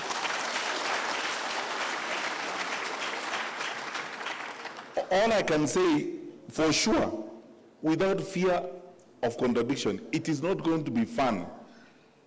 We will apply maximum force of fire, and we will act decisively in the best interest of the innocent people in that county who are suffering in the hands of irresponsible, selfish, reckless politicians who are just galvanizing people along ethnic lines. There's nothing to lie about. Everybody knows what's happening there. And that conflict, just so that everybody knows, that conflict has been costly to this country. How did we lose Bonaya Godana? How did we lose 7 members of parliament? How did we lose Miruki Kariuki, Assistant Minister for Interior at that time? How did we lose bishops? There's a bishop we lost. 2. That conflict has been, and I said this before, there has been no conflict in any part of this country that has been costly like the conflict in Marsabit. And every time we talk to those leaders, they behave like stones. Bishop, you know, we were together. The whole week, we were together with you in that room. They lie to you, every group. They say this, they say that. At one time, actually, if we didn't have the services of Reverend Kobia and yourself and the head of the Catholic Church, we would probably have not had a meeting. And that has continued again and again. Bishop, I want to assure you, because that deadline has lapsed, we can see those things going on. We are organizing ourselves. And we will move to the council. My colleagues are here. But one thing that I need to let you know, and you should let the other religious leaders know, both in Marsabit and in the rest of the country, please, when we act as we will on Marsabit, nobody should blame the government. We have done everything we could to bring about sanity in that part of our country. There's nothing, let me tell you, there's nothing our president has not done. I sat in that room, we were there, my colleagues are here. But the president literally pleading with them, telling them, what do you want to do with your people? Who are you going to lead if you murder everyone in the process? And that county has presented to us an unprecedented challenge occasioned by the, I dare say, fairly primitive politics and the way of engaging one with another. So for me, it's upon the leaders, the political leaders, not the religious leaders. It is upon the political leaders of Marsabit to make their choices. Honestly speaking, had it not been for the patience of the president, my colleagues, the heads of the agencies, we were not willing to have another meeting. We were ready to proceed and do what we must to bring sanity to those places. Because every day they are murdering their people, and all of it is just politics. It's nothing else. It's either Gabra, Borana, that is it. And then we ask them the question, everybody asks, why can't you sit down and talk to each other? What is it? Honestly speaking, I have seen the church at work in Kenya. But there's no place I have seen where church leaders, this bishop, your colleague, the head of the Catholic Church, and the others, actually you have almost spent a lifetime on this conflict. There's almost, I don't know whether you do anything else to your congregation. You know, oscillating from one office or one politician to another politician. And it's constant. It's been a very costly conflict. And as I said, Bishop, they themselves accepted the ultimatum they were given by the chairperson of the National Security Council, who is the president of this country. They accepted the ultimatum.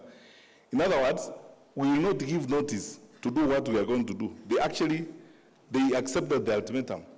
We are pained by what we have seen, and what you have described is true, what is going on. But we will not continue sitting and telling stories. We will act, and we are going to do that.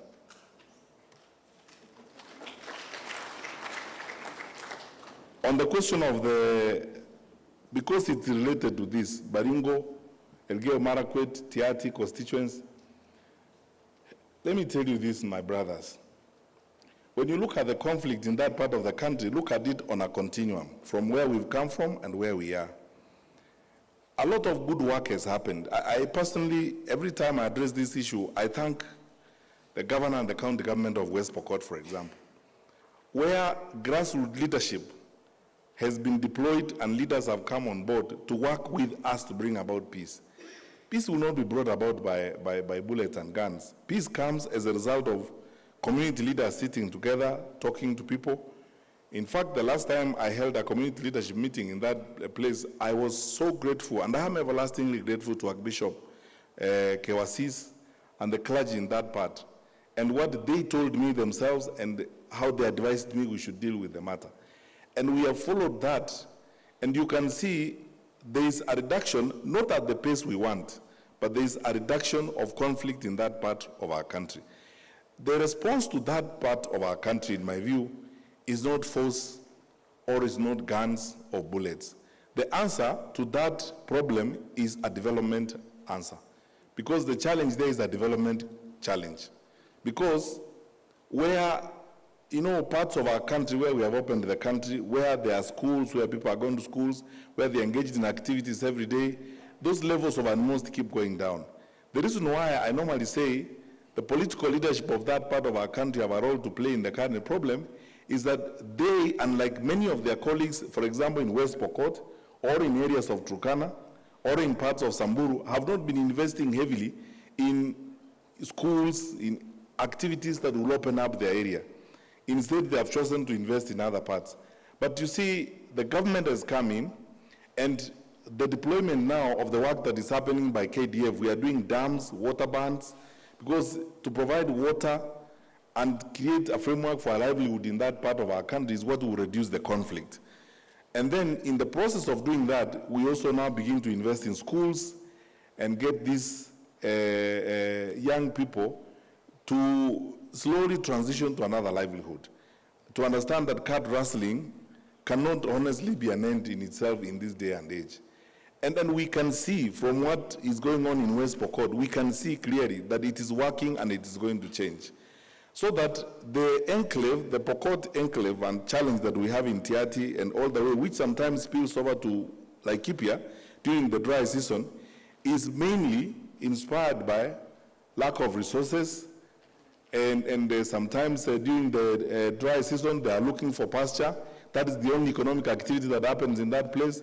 So conflict is very easy. Plus, again, the problem we have had of the porous border around where some illicit arms come in. So our collaborative work with the government of Uganda, for example, has yielded a lot of positive results. We are able to share information and move forward together. And yes, there is conflict, but you can see the scale is going down with each passing day as we were. When we were waiting for exams this year, we were worried about our kids going to do exams. I mean, all our children in that part of the country did exams. And even in the elections, the IG is going to again, relook at the deployment plan to see that we support our people, to participate in the electoral process. It's a challenge that is historical in nature when you look at it. But as I said, if you look at it in a continuum, where we have come from and where we are going, you can see the numbers going down, as it were. Then you see, like now, for example, until recently, my colleague Joe is reminding me, we didn't even have telecommunication network in that part of our country. Now the place is opening up. Private companies are putting up infrastructure. The Communications Authority through USF, Universal Service Fund, is putting up infrastructure. If we stay on that trajectory in the next 5 years or so, this will be a thing of the past. The answer to the problem on that part of our country is development, is not use of force. It's opening up the place, creating more opportunities for interaction, and putting more of our people to more meaningful economic activities than card rustling, as it were. Now let me, I'll respond to the question of the police a bit, and I'll ask my colleague, the IG, to come back on it. My friends, when we talk about police and their challenges, it's because we talk about them as a cluster on its own. The challenges police officers face are not necessarily unique compared to what other people face. It's just that we look at them as a group and we look at them as a community, and then we target them. We have suicides. If I read you the statistics in some of our counties, you will be shocked about what is going on in some of our counties. If I tell you, homicide incidents that are being reported in some of our counties, you will be shocked. I'm not saying it's fine for officers to take their lives or to engage in the challenges they do. I'm saying that now that we are reporting, now that these cases are known by all of us, I like the question that the Bishop asked, what are we doing about it? We are all investing very heavily. IG will tell you, for example, that the National Police Service Commission has hired recently, psychiatrists. We're getting more and more medical personnel. Our president has invested heavily in medical attention to the security forces. We are finishing a police hospital now, exclusively for police officers. We are finishing our prisons hospital exclusively for prison warders in Ruiru. And we are doing so many, in fact, so far, the president has recently opened about 2 level 4 hospitals for the military alone, which means more medical attention and closer medical attention is coming to our security teams. In 2013, when the president took the oath of office, these facilities were non-existent. And we intend to continue to do this. The president is focused on doing a new military hospital in the north, so that our officers and security officers out there can be addressed to. So by bringing services closer to them, medical attention closer to them, getting them psychiatric attention and so on, we will resolve some of these problems as it were. One bishop asked a question about the clergy and the police service. Recently at the prison service, for example, we have doubled the number of clergy who are out there. We are seeking to recruit even more, and IG will tell you that. The recent discussions he has been having, for example, with some Christian groups about increasing the number of clergy within our ranks, so that our officers also get spiritual nourishment, they get spiritual attention, they get people they can talk to. So soon enough, and when you see the advert, some of you should apply so that you come and join our people and spend time ministering to them and counseling them and moving forward. Are police generally disposed towards being brutish? Bishop, first of all, I'm sorry about the incident that happened. But let me tell you one thing. We have challenges. I was in the Ministry of Education. We fired teachers who are trying to have relations with their students. We have doctors who make mistakes and lawyers who make mistakes. You see, we have people among us who make mistakes.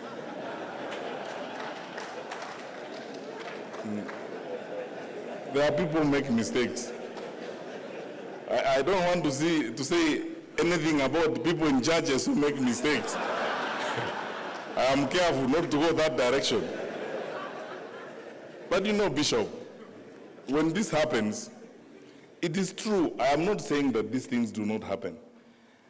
I like my brother here, the Inspector General, and the work he has done to bring about discipline and order. You know, during the COVID-19 enforcement measures, the containment measures that we put in place and enforcing them, on his own volition, the IG fired about 16 or so police officers, disciplined them. When a matter has been reported, it is resolved. It is not our character. What I always would like to ask all of us to do is to deal with the isolated cases we see as isolated cases that need all our attention. That we need to talk to these people and help them. If they're having any challenge, we see how we can help them. Rather than using that case to brand them, to say, oh, you know, this is how police are. There are so many wonderful, I keep telling everybody, and I have no problem repeating this here, 9 out of 10 police officers you meet are wonderful people. They are dutiful and so on. There will be one of them out of the 10, or 2 out of the 10, who would be rude to you. And by the way, don't be surprised. Sometimes they are rude even to us, not just to you alone. Because that 1 or 2 who are rude can also be rude even to a minister. So when that happens, I like your approach. When that happens, let us look for ways of helping those people, because we know they are there. Many of us here are parents who have kids in school and who go to schools, and you meet this one teacher who behaves very strangely. Then you wonder, I thought I brought my kids here to be taught. So it happens. I want to ask you kindly, first of all, I take responsibility. I will not hide. It is my responsibility. Anything that happens or goes wrong in the security sector is my responsibility. So I take responsibility for that bad behavior. And I want to apologize to you sincerely that happened to you. As a responsible public servant, those are my good people. I know sometimes they make those kinds of mistakes, but I unreservedly and very sincerely apologize to you for what that officer may have done. Thank you. But now, let us see how we can help him and help the others, so that then, as we go forward, we build a better and stronger society, as it were. I want to say this on the matter of the schools and the timetable. Our leaders allow us to consult with the IBC and my colleague, the Minister for Education. You know, when the calendar was drawn for the school term, the calendar of the elections was also being worked on. You know, as a responsible government, we will sit together with Professor Magawa, my colleague, the Minister for Education, and his team, with our brother Chebukati, the chairperson of the IBC, and we will agree and do something which is good for our children. That you can rest assured. and make sure that our children are not disturbed unduly and something does not happen that hurts our children. That I can give you an assurance that you can take to the bank. We will not do anything that will affect our children negatively. We are a government that prioritizes that. Our president spends over 60% of his time on Kenya's young people. We will find a way out. So don't worry as parents that there's anything that's going to affect our children. We will sit together with our colleagues at the Ministry of Education. We will relook at that calendar again and see how best we can accommodate the elections date and the electoral cycle, while at the same time we don't affect the lives of our children. Hilary Matiang'i, say something about your good people.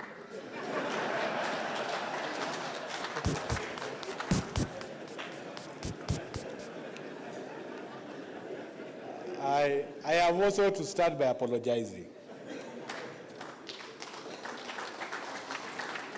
And also confirm 90% of the men and women in the National Police Service are good.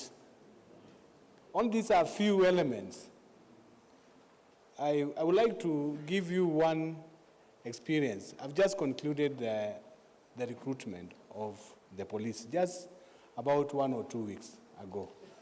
We subjected the new recruits to psychiatrists and counselors also, and we had to disqualify a very good number. This product we get from the population.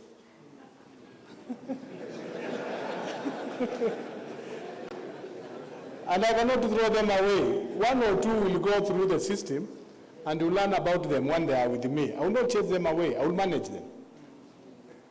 But I apologize.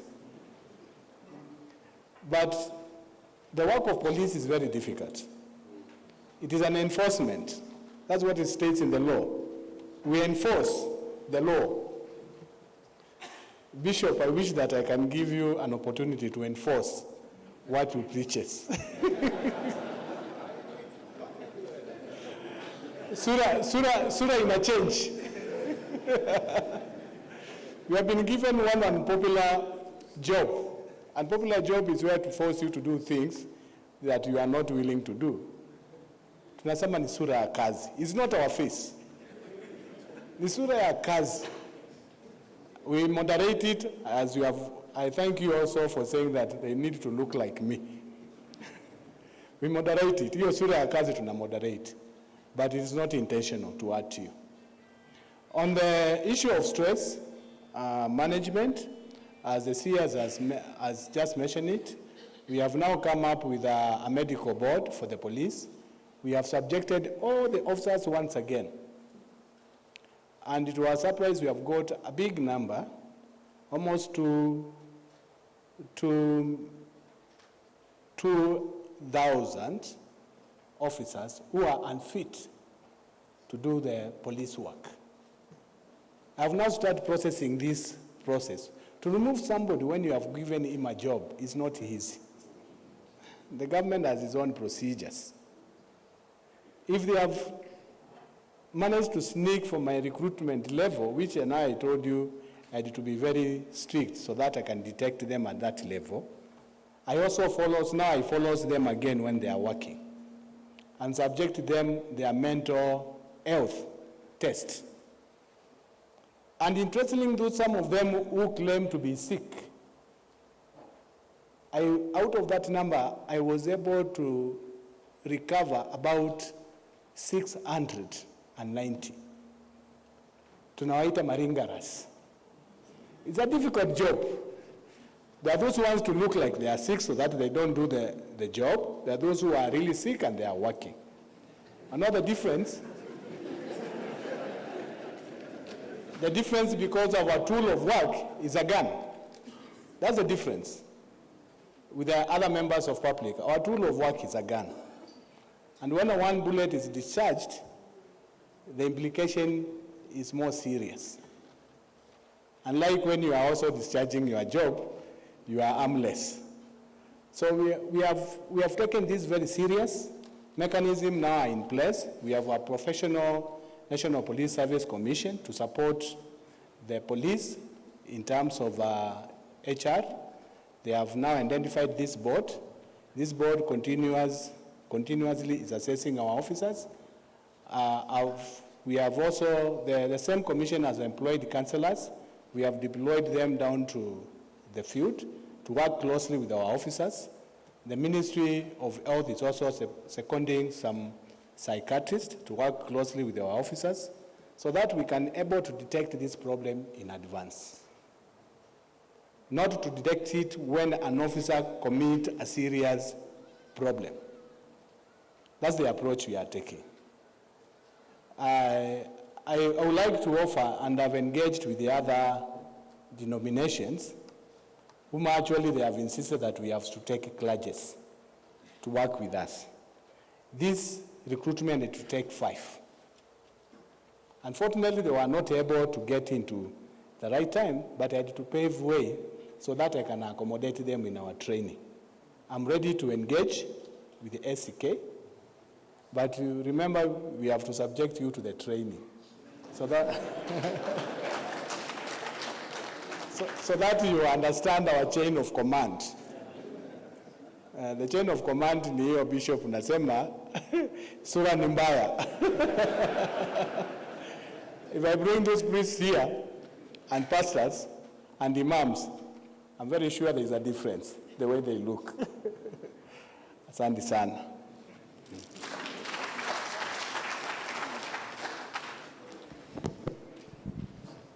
And we're only going to take 2 more questions so that we finish. So, Your Grace, I have not been asked a question, but I wanted to ask one, but really more to ask for support. Because as you know, other than the Minister of Information or ICT, I'm also the Minister for Youth. And one of the key challenges I have with really the youth, and they're the majority, is that today, Your Grace, the truth is so elusive. They don't trust what we say as government. They don't trust many things, and as you've heard, many of the challenges even with the politicians. But at least they hear you, and they know you're connected with God. And there's a lot that needs to be done. So is it possible we find a way of being able to sanitize most of this information that is out there, so that we have you speak even more when truth is actually not being told? I feel there is a lot more silence, and we're forced to say things, and we're not always able to convince these young people which is the right direction. But for you, you have that opportunity, and I would seek your support in being able to look at any of these issues, and please find ways of being able to address them. And if there's a forum where we can actually deal with some of those very critical issues for them. Right now the challenges of jobs, challenges of just the promises they get, it's becoming harder and harder to keep them in the straight and narrow. So I need your support there. Thank you, Your Grace, for just allowing me to speak. Thank you. So let's have the 2 questions. And we know them. They are pressed. They are pressed. Reverend Gala, Bishop Mbaya, and Reverend Wandera. Only that, because of time, please. The rest, najua tuna mambo ya kusema. So, kindly. 1 minute. Don't explain. Answer.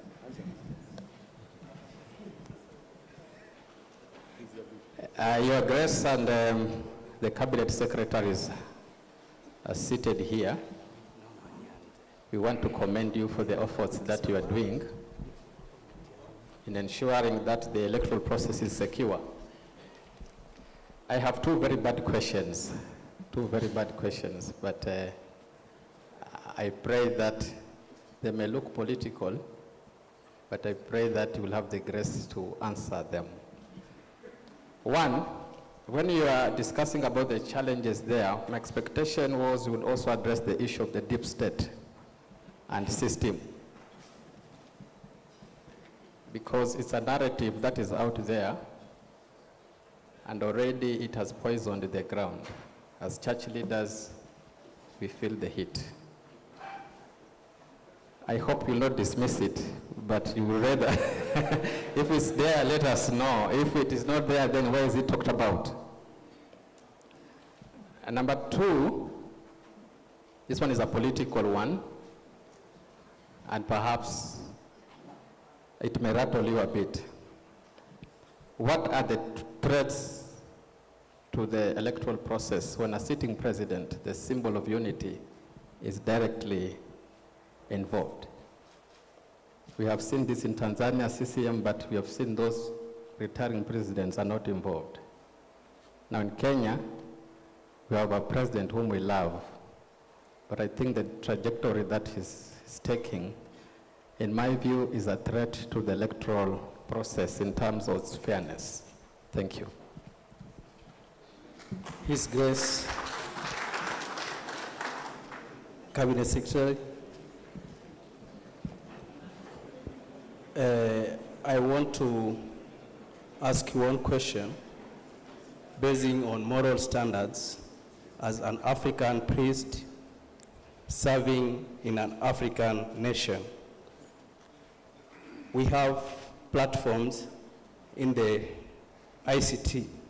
As we say, the world is now more of technology than in past. We have YouTube app and the new upcoming now, TikTok. We have come across very abusive character in TikTok that sometimes we feel so shy as priests to associate ourselves with such. I am worried because I stand to serve in the children ministry, and I'm really adhered to make sure that I live the service with people who are responsible and understand the virtue and morals of their people. Help us, ICT Minister, to see these things out of the public domain. One is to attach on that is, I have even come across the president and the former prime minister portrayed as a wife and husband, which to me will say, it portrays that we have a country that supports their answering gazing. Please help us. In the TikTok and YouTube, something's wrong. Thank you, Your Grace and our distinguished guests, Honorable Minister and your colleagues. My question is around integrity. I think it's chapter 6. I'm sure the Attorney General would correct me if I'm wrong. Issues of integrity, particularly around the elections and thereafter.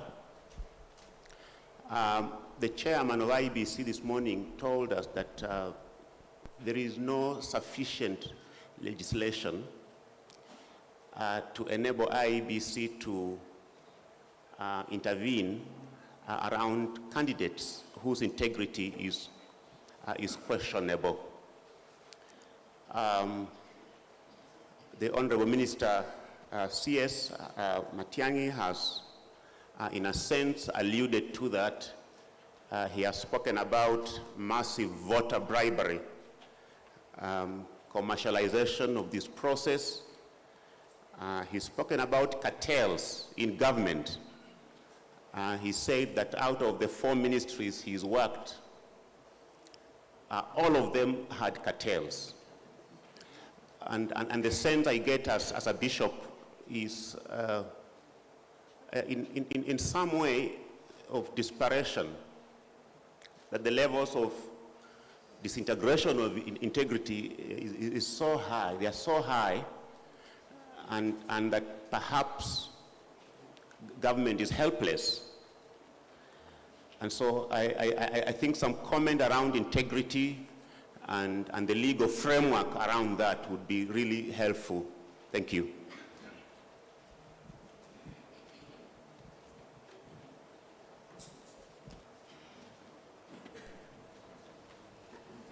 Let me start on the issue of the platforms.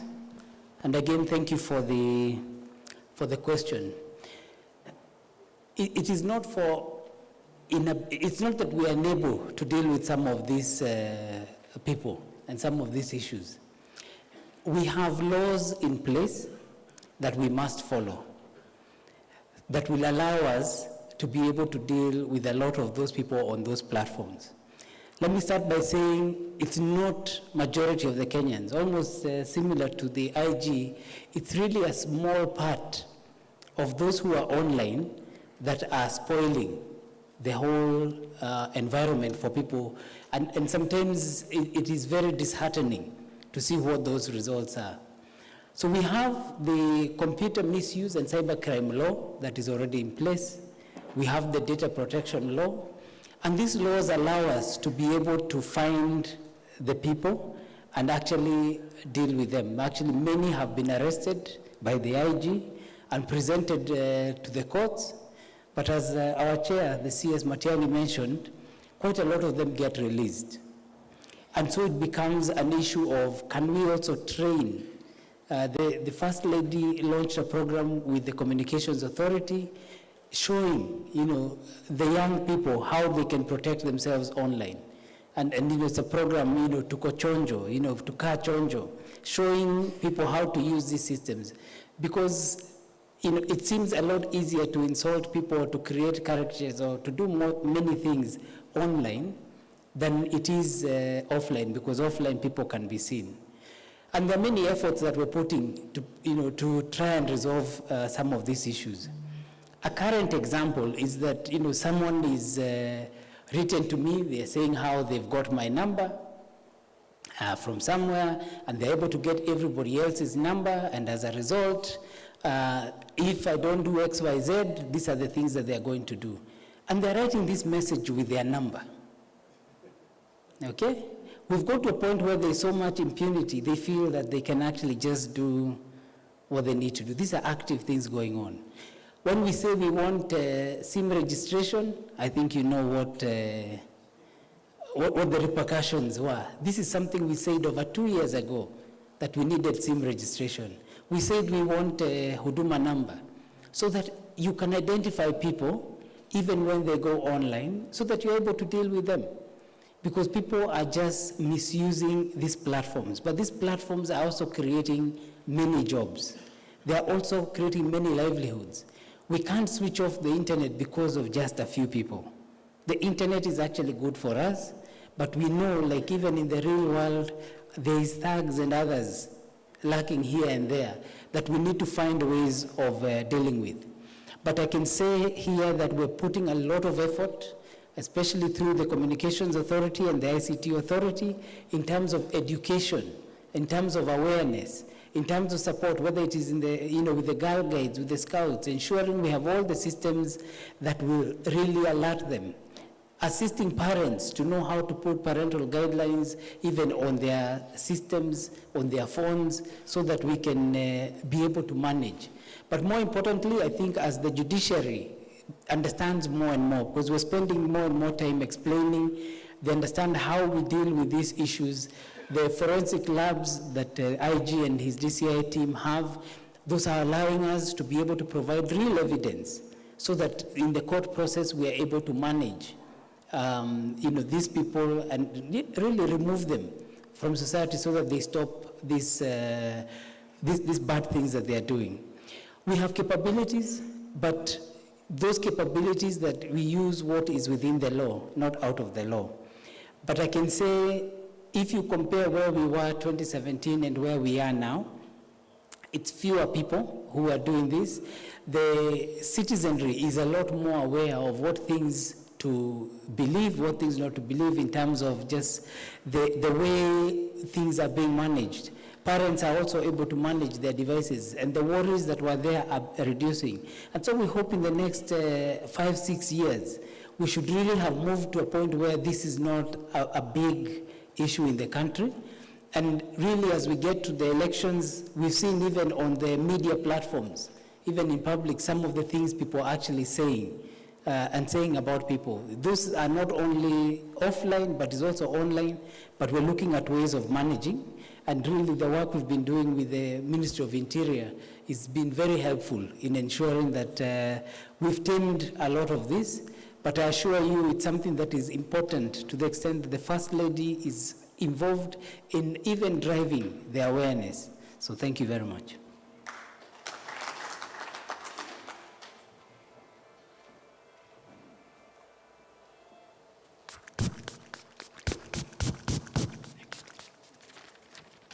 Thank you, Your Grace.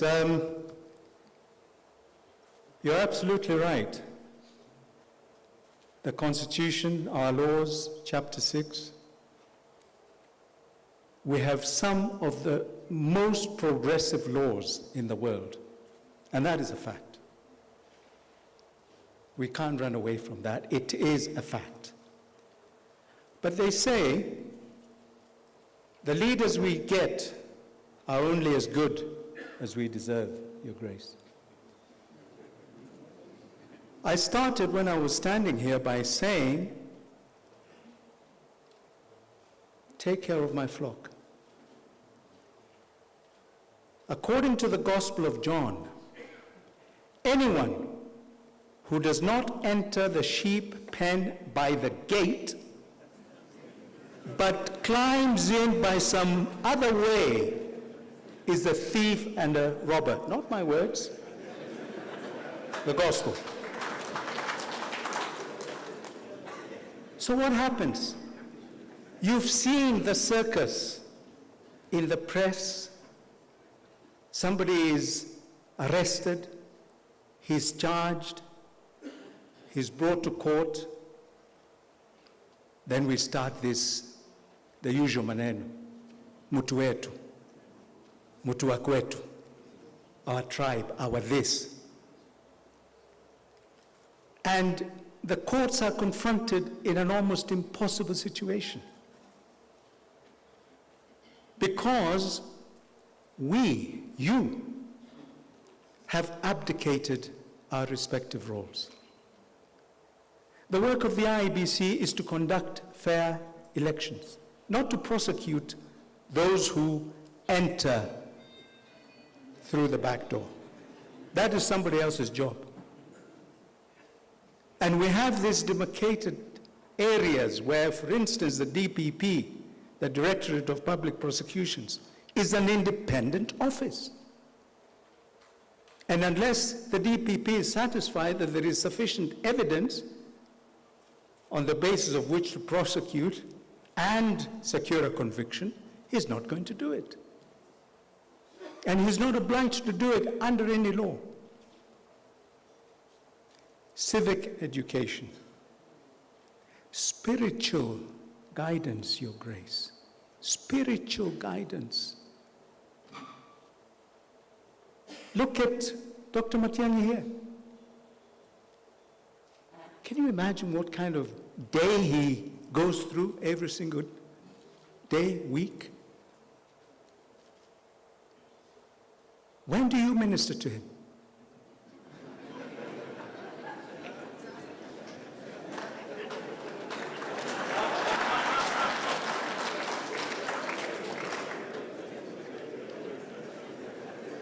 I put these questions and comments to you because to be able to nourish our democracy, it comes at a tremendous price. And we must make considerable sacrifices to maintain it. So we will be disappointed. Because don't forget, even those thieves and robbers who come through, they climb into the sheep pen through the back door. They too have rights. And it's my job as the Honorable the Attorney General to point this out. We may not like it. We may prefer to use the sledgehammer. But that's not the way of the law. And it certainly isn't the way of God. So as you ponder through these challenges and problems that we have, I keep asking my colleagues in cabinet, tunasoma Biblia yetu ikiwa upside down au pande, because saa ingine we feel that the church can do a lot more. And you must do a lot more.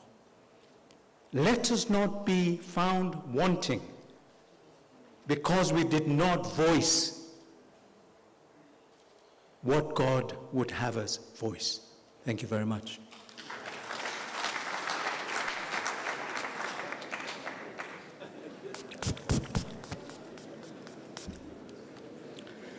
Thank you very much for the 2 questions that are left, which I have to answer.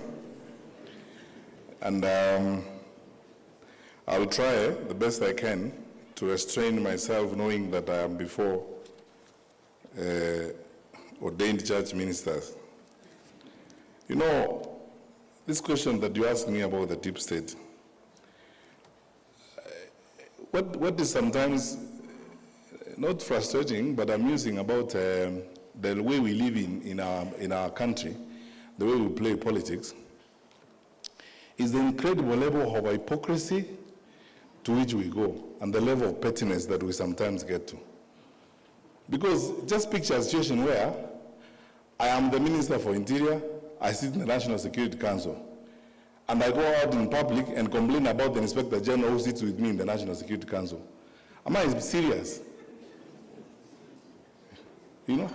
This phrase about there being the deep state, first of all, understand the origin of this. This is language that began mainly from the communist socialist direction that created an impression that the state operated at 2 levels. The open, formal, known level understood by everybody, but the secret, informal level that is insidious, devilish, that is a dark operation that is intended to do evil and bad for everybody. I ask the question, in a country that doesn't have a single detainee, in a country where a presidential election has been nullified before and the president and all its people have faithfully gone back to the election, you know what has happened with this election? And I said it in another meeting, that after the COVID-19 pandemic, now the new pandemic we're dealing with is the pandemic of lies. Yeah. It's the pandemic of lies. You know, people stand up and they say things that they think make sense. You know, I've been looking at politicians, and fortunately I have the opportunity of having served in cabinet. I know how a budget is drawn, and I know how much money we have in our resources to draw a budget.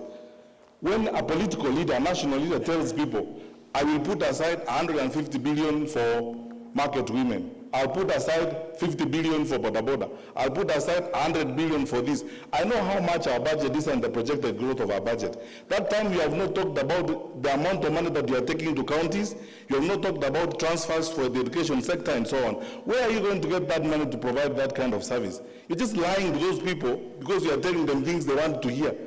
And because they won't ask you questions, you just get along with it. You know, when you keep saying this deep state, who is that? And the people are using that phrase and complaining are members of the National Security Council. They hold public offices. They tell you they are powerful people. So who is that? Not this facade and stories that are being coined and being bandied around. Just so that people create excuses and the camouflage around things that don't exist to survive, or create excuses and pathways of lying and carrying the public along with them. I want to ask you as church ministers, I am your son, and as a public servant, we have a country to serve. Let us not be victims of some of these lies that you keep hearing around. But things that just don't make sense even to a fool. How would you tell people? Yeah. How would you stand up? I'm asking you. How, Bishop, how would you stand up in public and tell me, who is that? And then actually you don't even have the courage enough to take a decision and say, okay, because I don't agree with the Attorney General and all these people, me, I'm not going to be party to you. In the morning, you speak like government. In the afternoon, you speak like opposition. You see, the question, let's be honest. You see, the total annihilation of common sense and betrayal of common sense in the political practice in this country is shocking. When you tell people about there being, who is that? What is that deep state? The Inspector General who seated here? We have passed a constitution that requires us, it's in black and white. You know, even me, even have to give directions to the Inspector General. The law requires that I put it in writing. And since I became Minister for Interior, I told the nation the other day, I've written 2 such letters, one to Boynet and one to him, to provide policy guidance. And even before I send it, I asked the Attorney General, does it pass muster? The Attorney General says, under the law, you can't do this. So, stop here, let us proceed. Now, how can you turn around in a country of the amount of freedom that we have? Nairobi, for your record, Bishop, Nairobi houses the largest number of foreign correspondents and media houses on this continent. I've challenged people, if you don't think there's freedom in Nairobi, go and report from Addis. Yeah. With all this freedom we have, in a country where the president is insulted liberally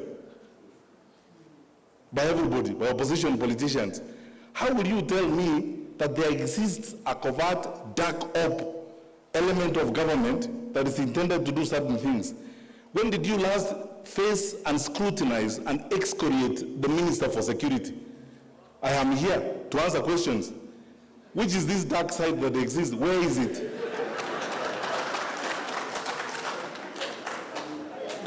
Don't be drawn. I'm telling you, don't be drawn to some of this. You see, we are unfortunate that we have a brand of leaders. I told you earlier that the narrative we need to be discussing about the future of our country is how we handle corruption and how we create an integrity system of managing our country so that the resources God has given us can benefit our children and our children's children. Now, instead of having that conversation, the artists, the political artists, who want to avoid that conversation, they come up with all manner of excuses. Oh, there are people who hate me called deep state, and you sit with them daily. So when do they become deep? When they are with you or when they are not with you?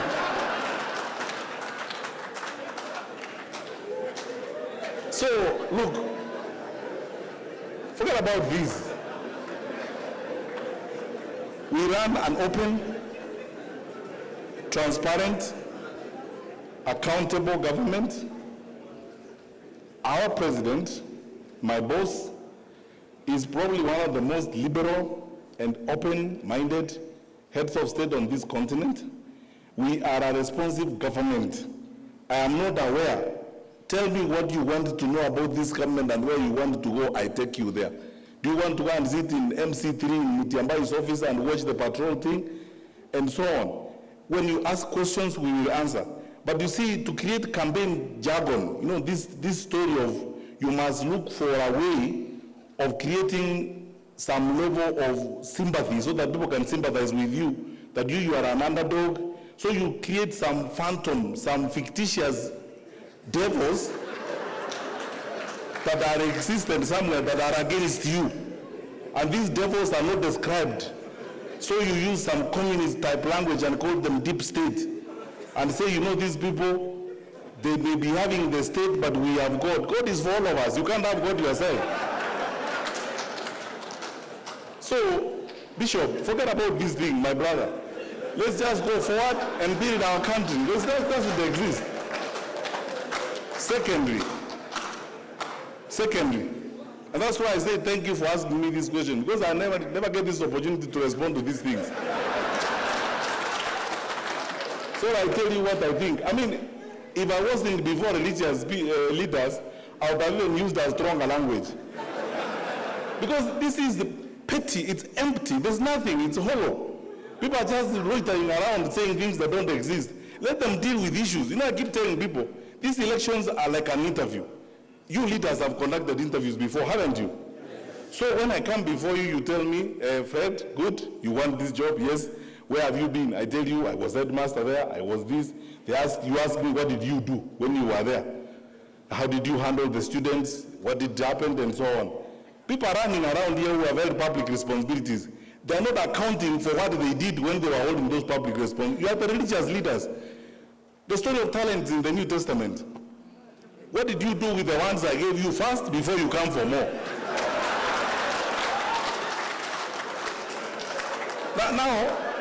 Yeah. Now they are lying. Yeah. They are moving around and saying, oh, you know me, as you know, please sympathize with me.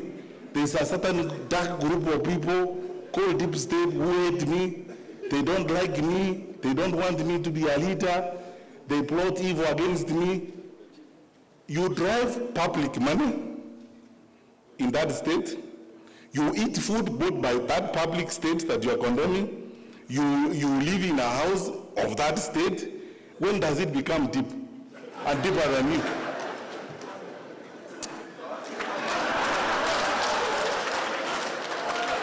What about these jokes? Finally, you asked me, so I'm just responding to your question. You asked me, how are we okay if the president is involved? You know, sometimes I don't know whether to laugh or cry. Where do we live? We have to choose what we want. Do we want democracy or autocracy? We say, okay, we are a democratic institution. When did the president lose his democratic right? So that he's supposed to keep quiet because you are president, see no evil, hear no evil, say nothing. You are president. When you try to say, we tell you, no, you are president, keep quiet. So, don't say anything. And you are not supposed to associate with anybody, you are not supposed to tell anybody.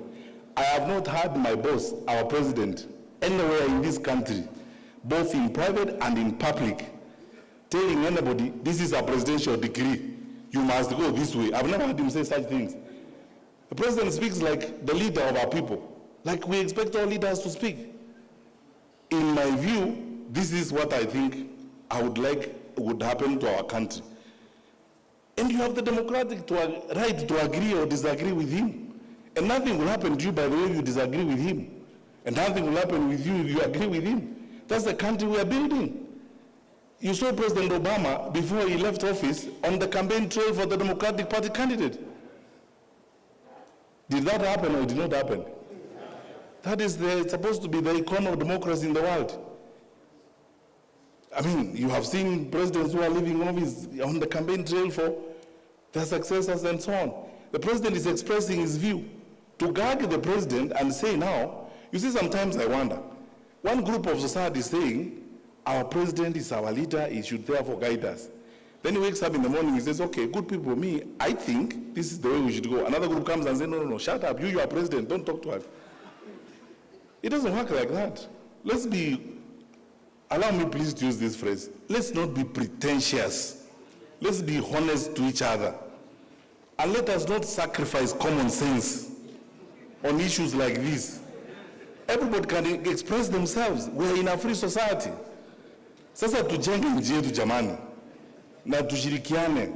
Rais wetu means well. When he says, he doesn't tell us, oh, from today I have decreed. I've never heard him say that.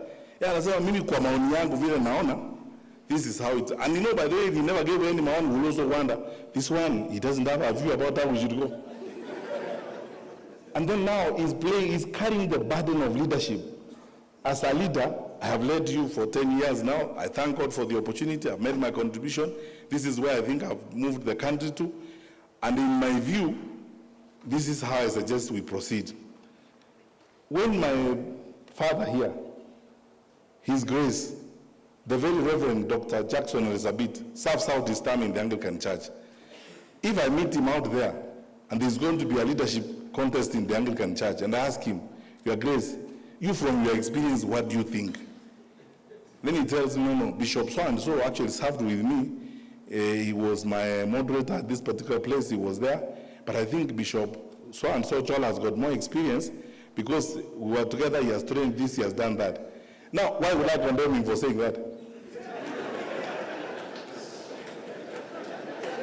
Let me ask you, why would you condemn him for saying that?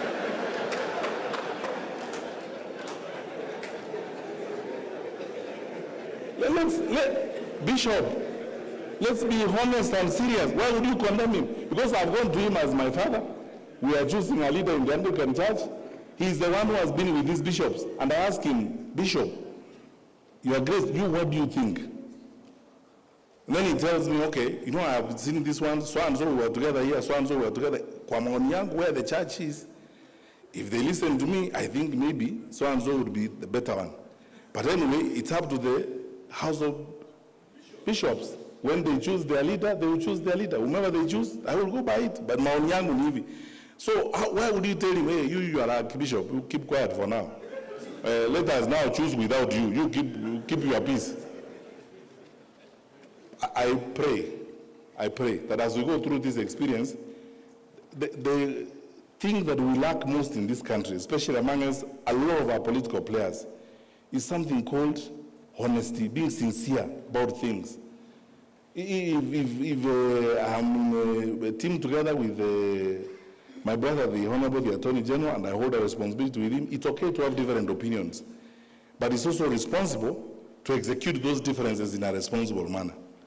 And not to draw things around and start saying, creating, you now try to generate a narrative, that it says, Attorney General Kehara associates with some people who dress in dark suits sometimes, and therefore because of that, they might not allow me. Let's go forth and do your thing. This is a free Kenya. It's a free country, and God has been so gracious to us. He has given us a wonderful country. We are free people. There is nothing, I can tell you, all those stories and funny things that are told, they don't exist. This is a democratic government. It doesn't have dark corners and bright corners. We all come in front to face the public. When we have issues, we have made decisions as government which have been nullified by the courts, and we take them in our stride. That is why we are a democratic country, and we respect the decisions of the judiciary. So are you going to say there's a dark corner, and a brighter one, and a red one, and another one that has got people called deep state, another one? So which one is the shallow? God bless you.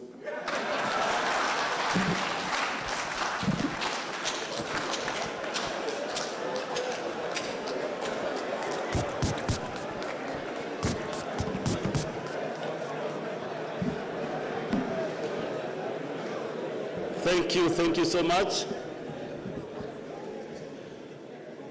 Thank you so much, CS and your team. What we have chosen as a church is a phrase called constructive engagement. And we said we are not going to shy away from what is happening in the public, we will engage. What have happened this afternoon, I think have not happened for a long time. We really want to thank God. Thank you for your patience. Thank you for being patient with us even as we ask those questions. But it is only important that you are here so that they ask. Because as you rightly say, you will not have had an opportunity even to explain. So constructive engagement means that we sit to talk and agree. And where we don't even agree, we agree to disagree. But I can tell you this church has a responsibility for the good of this nation. That's why we have gathered here to pray for the nation, to pray for the peace of this country, because we care. You are aware, I am also Bishop in Ordinary to the Kenya Defense Forces. I've been to Boni Forest, where our soldiers are fighting Al-Shabaab. I've been to them in the trenches, those who are in the trenches.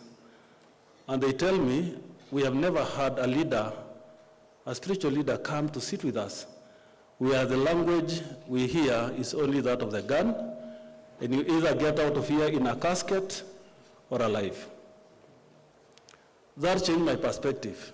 When I came out of there, and I was headed to Mombasa, and that was the time, business began to come back to the hotels in Mombasa to tell people, for us to have a place to sleep peacefully, somebody is in the trenches so that we have peace. I was in the military hospital to visit when the team in Kulbia was attacked. And they came, and when they were being removed, those shrapnels, I was there. And I spent the whole day from 8 to 6 p.m. looking at what happened of the people who are looking at the affairs on behalf of us. So when we are listening to Matiang'i and what happened to the police, there are people in the line of duty, we don't understand what they do. We only rush to accuse when something wrong has happened. And it can just be one incident. But the many incidences they go through. I was in Gilgil because I visited nearly all our barracks to pray for the families of those soldiers who are called missing in action. Nobody knows where they're dead or they're alive. But the military keep their families safe and look after their children because their loved ones are missing in action. And I was asked to offer prayer. Now, that was the most difficult day of my pastoral life. I don't know whether to pray now, telling God, keep their spirit wherever they are because they have gone, or to pray because they are alive, because you really don't know. You don't know whether they are prisoners of war somewhere. You don't know whether they are long gone completely and they are no more. And their families have been waiting for some 7 years, some 10 years. And they are still keeping hope alive. So sometimes when we sit to engage and hear some of these things, will help us to appreciate where we are so that we might chart the way forward. So we are gathered here to say, you and us have a country to look after. We have children born and unborn looking for us to hand over a better nation. Let us manage the affairs of this nation responsibly. Let us manage the affairs of this nation with care and handle it with the greatest care because we have the responsibility. With those remarks, I want to really thank the team who have come since morning to open our eyes. But for the challenges you have had from this team, also take it as advice. We will not keep quiet when things are not right. We will still speak them out. We will point out when laxity is evident, but also we will comment when things are looking forward. So may God bless all of us, and may God bless our nation and Kenya as we go through this year's hardships and the election ahead of us. And I'm pretty sure the Lord, as we gather to pray, will give us a peaceful election 2022. That is my prayer, and I know God is going to make it happen. So we do appreciate the team, and I'm told there is a small pack. There is nothing hidden. It's not a brown envelope, as popularly Kenyans know. But it's just something to remind you have been in this conference, part of the artifacts and the items, and we want to hand them over to you. And we say thank you so much.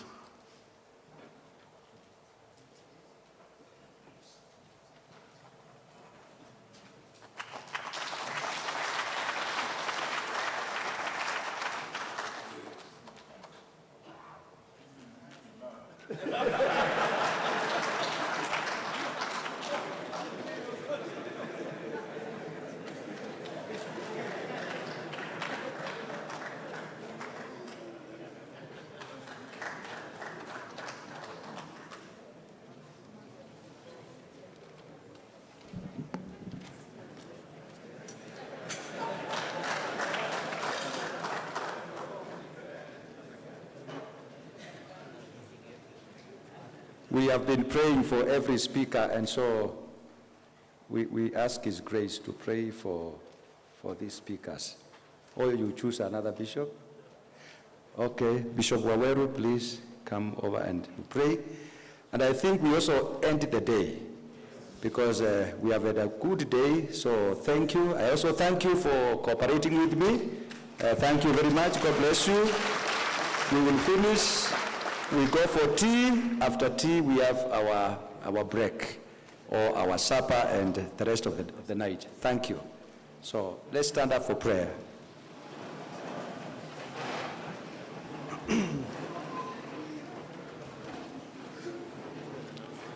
I request that we take a moment, think about the issues that have been shared, and more especially when we consider those who spared sleepless nights, thinking about our security, thinking about our welfare.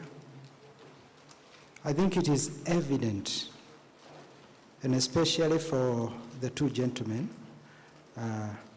Mr. Matiang'i and Honorable Matiang'i, you can imagine, when do they go to sleep? When do they wake up?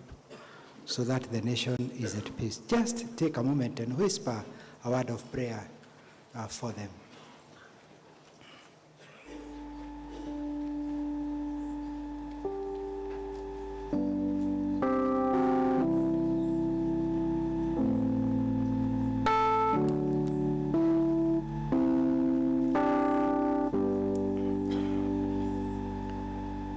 Gracious Heavenly Father, forgive us. Forgive us for taking things for granted. When we see the nation running, and when we see we can go to sleep and not think about anything and wake up the following morning. And some of the things that those who have been given authority and responsibility to make us safe, they are not asleep.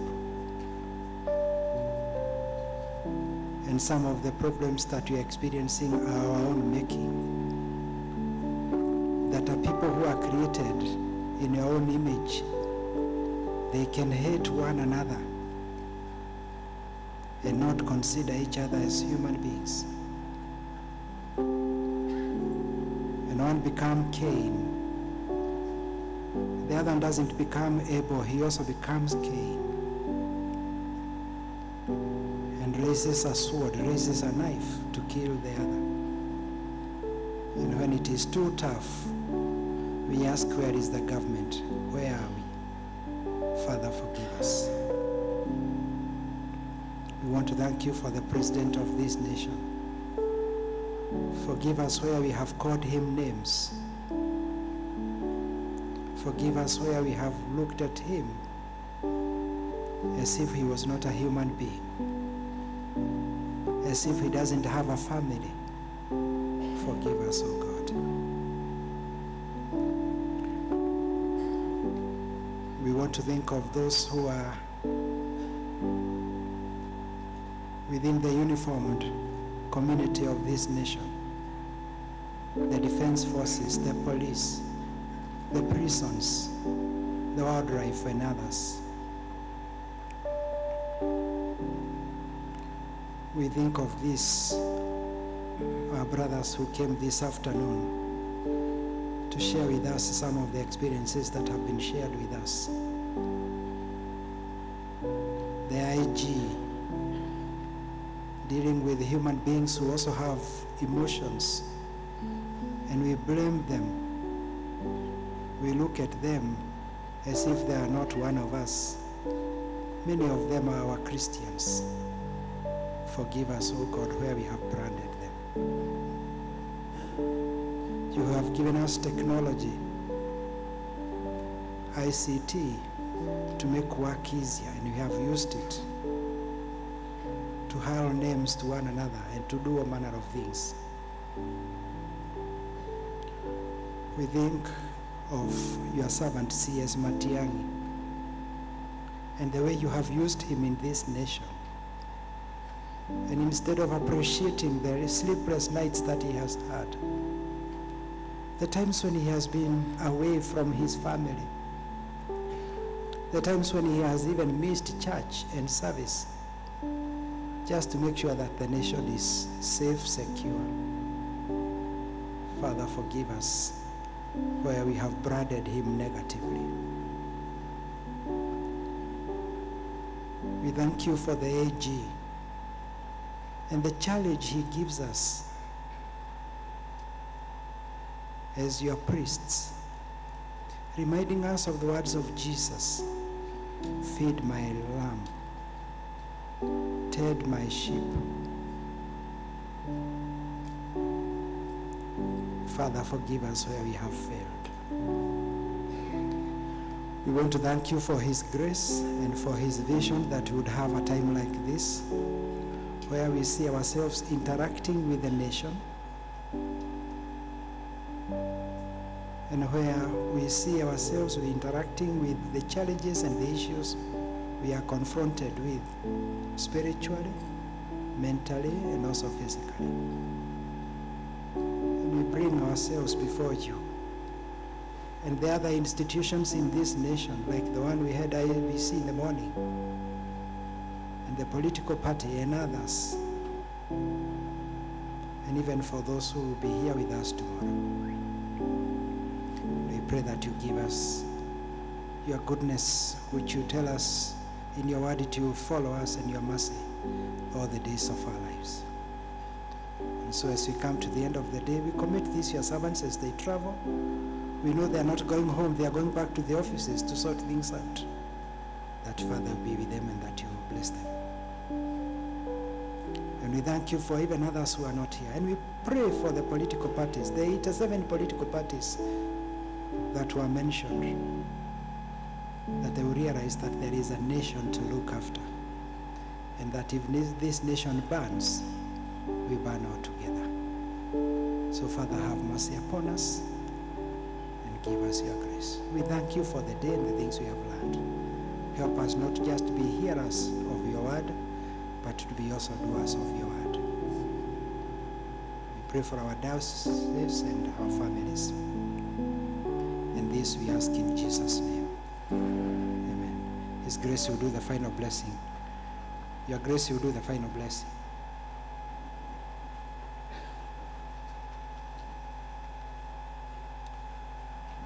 And now Christ, the Son of righteousness, shine upon each one of us and scatter darkness from before our path, on the path of each one of us in our land and nation, Kenya.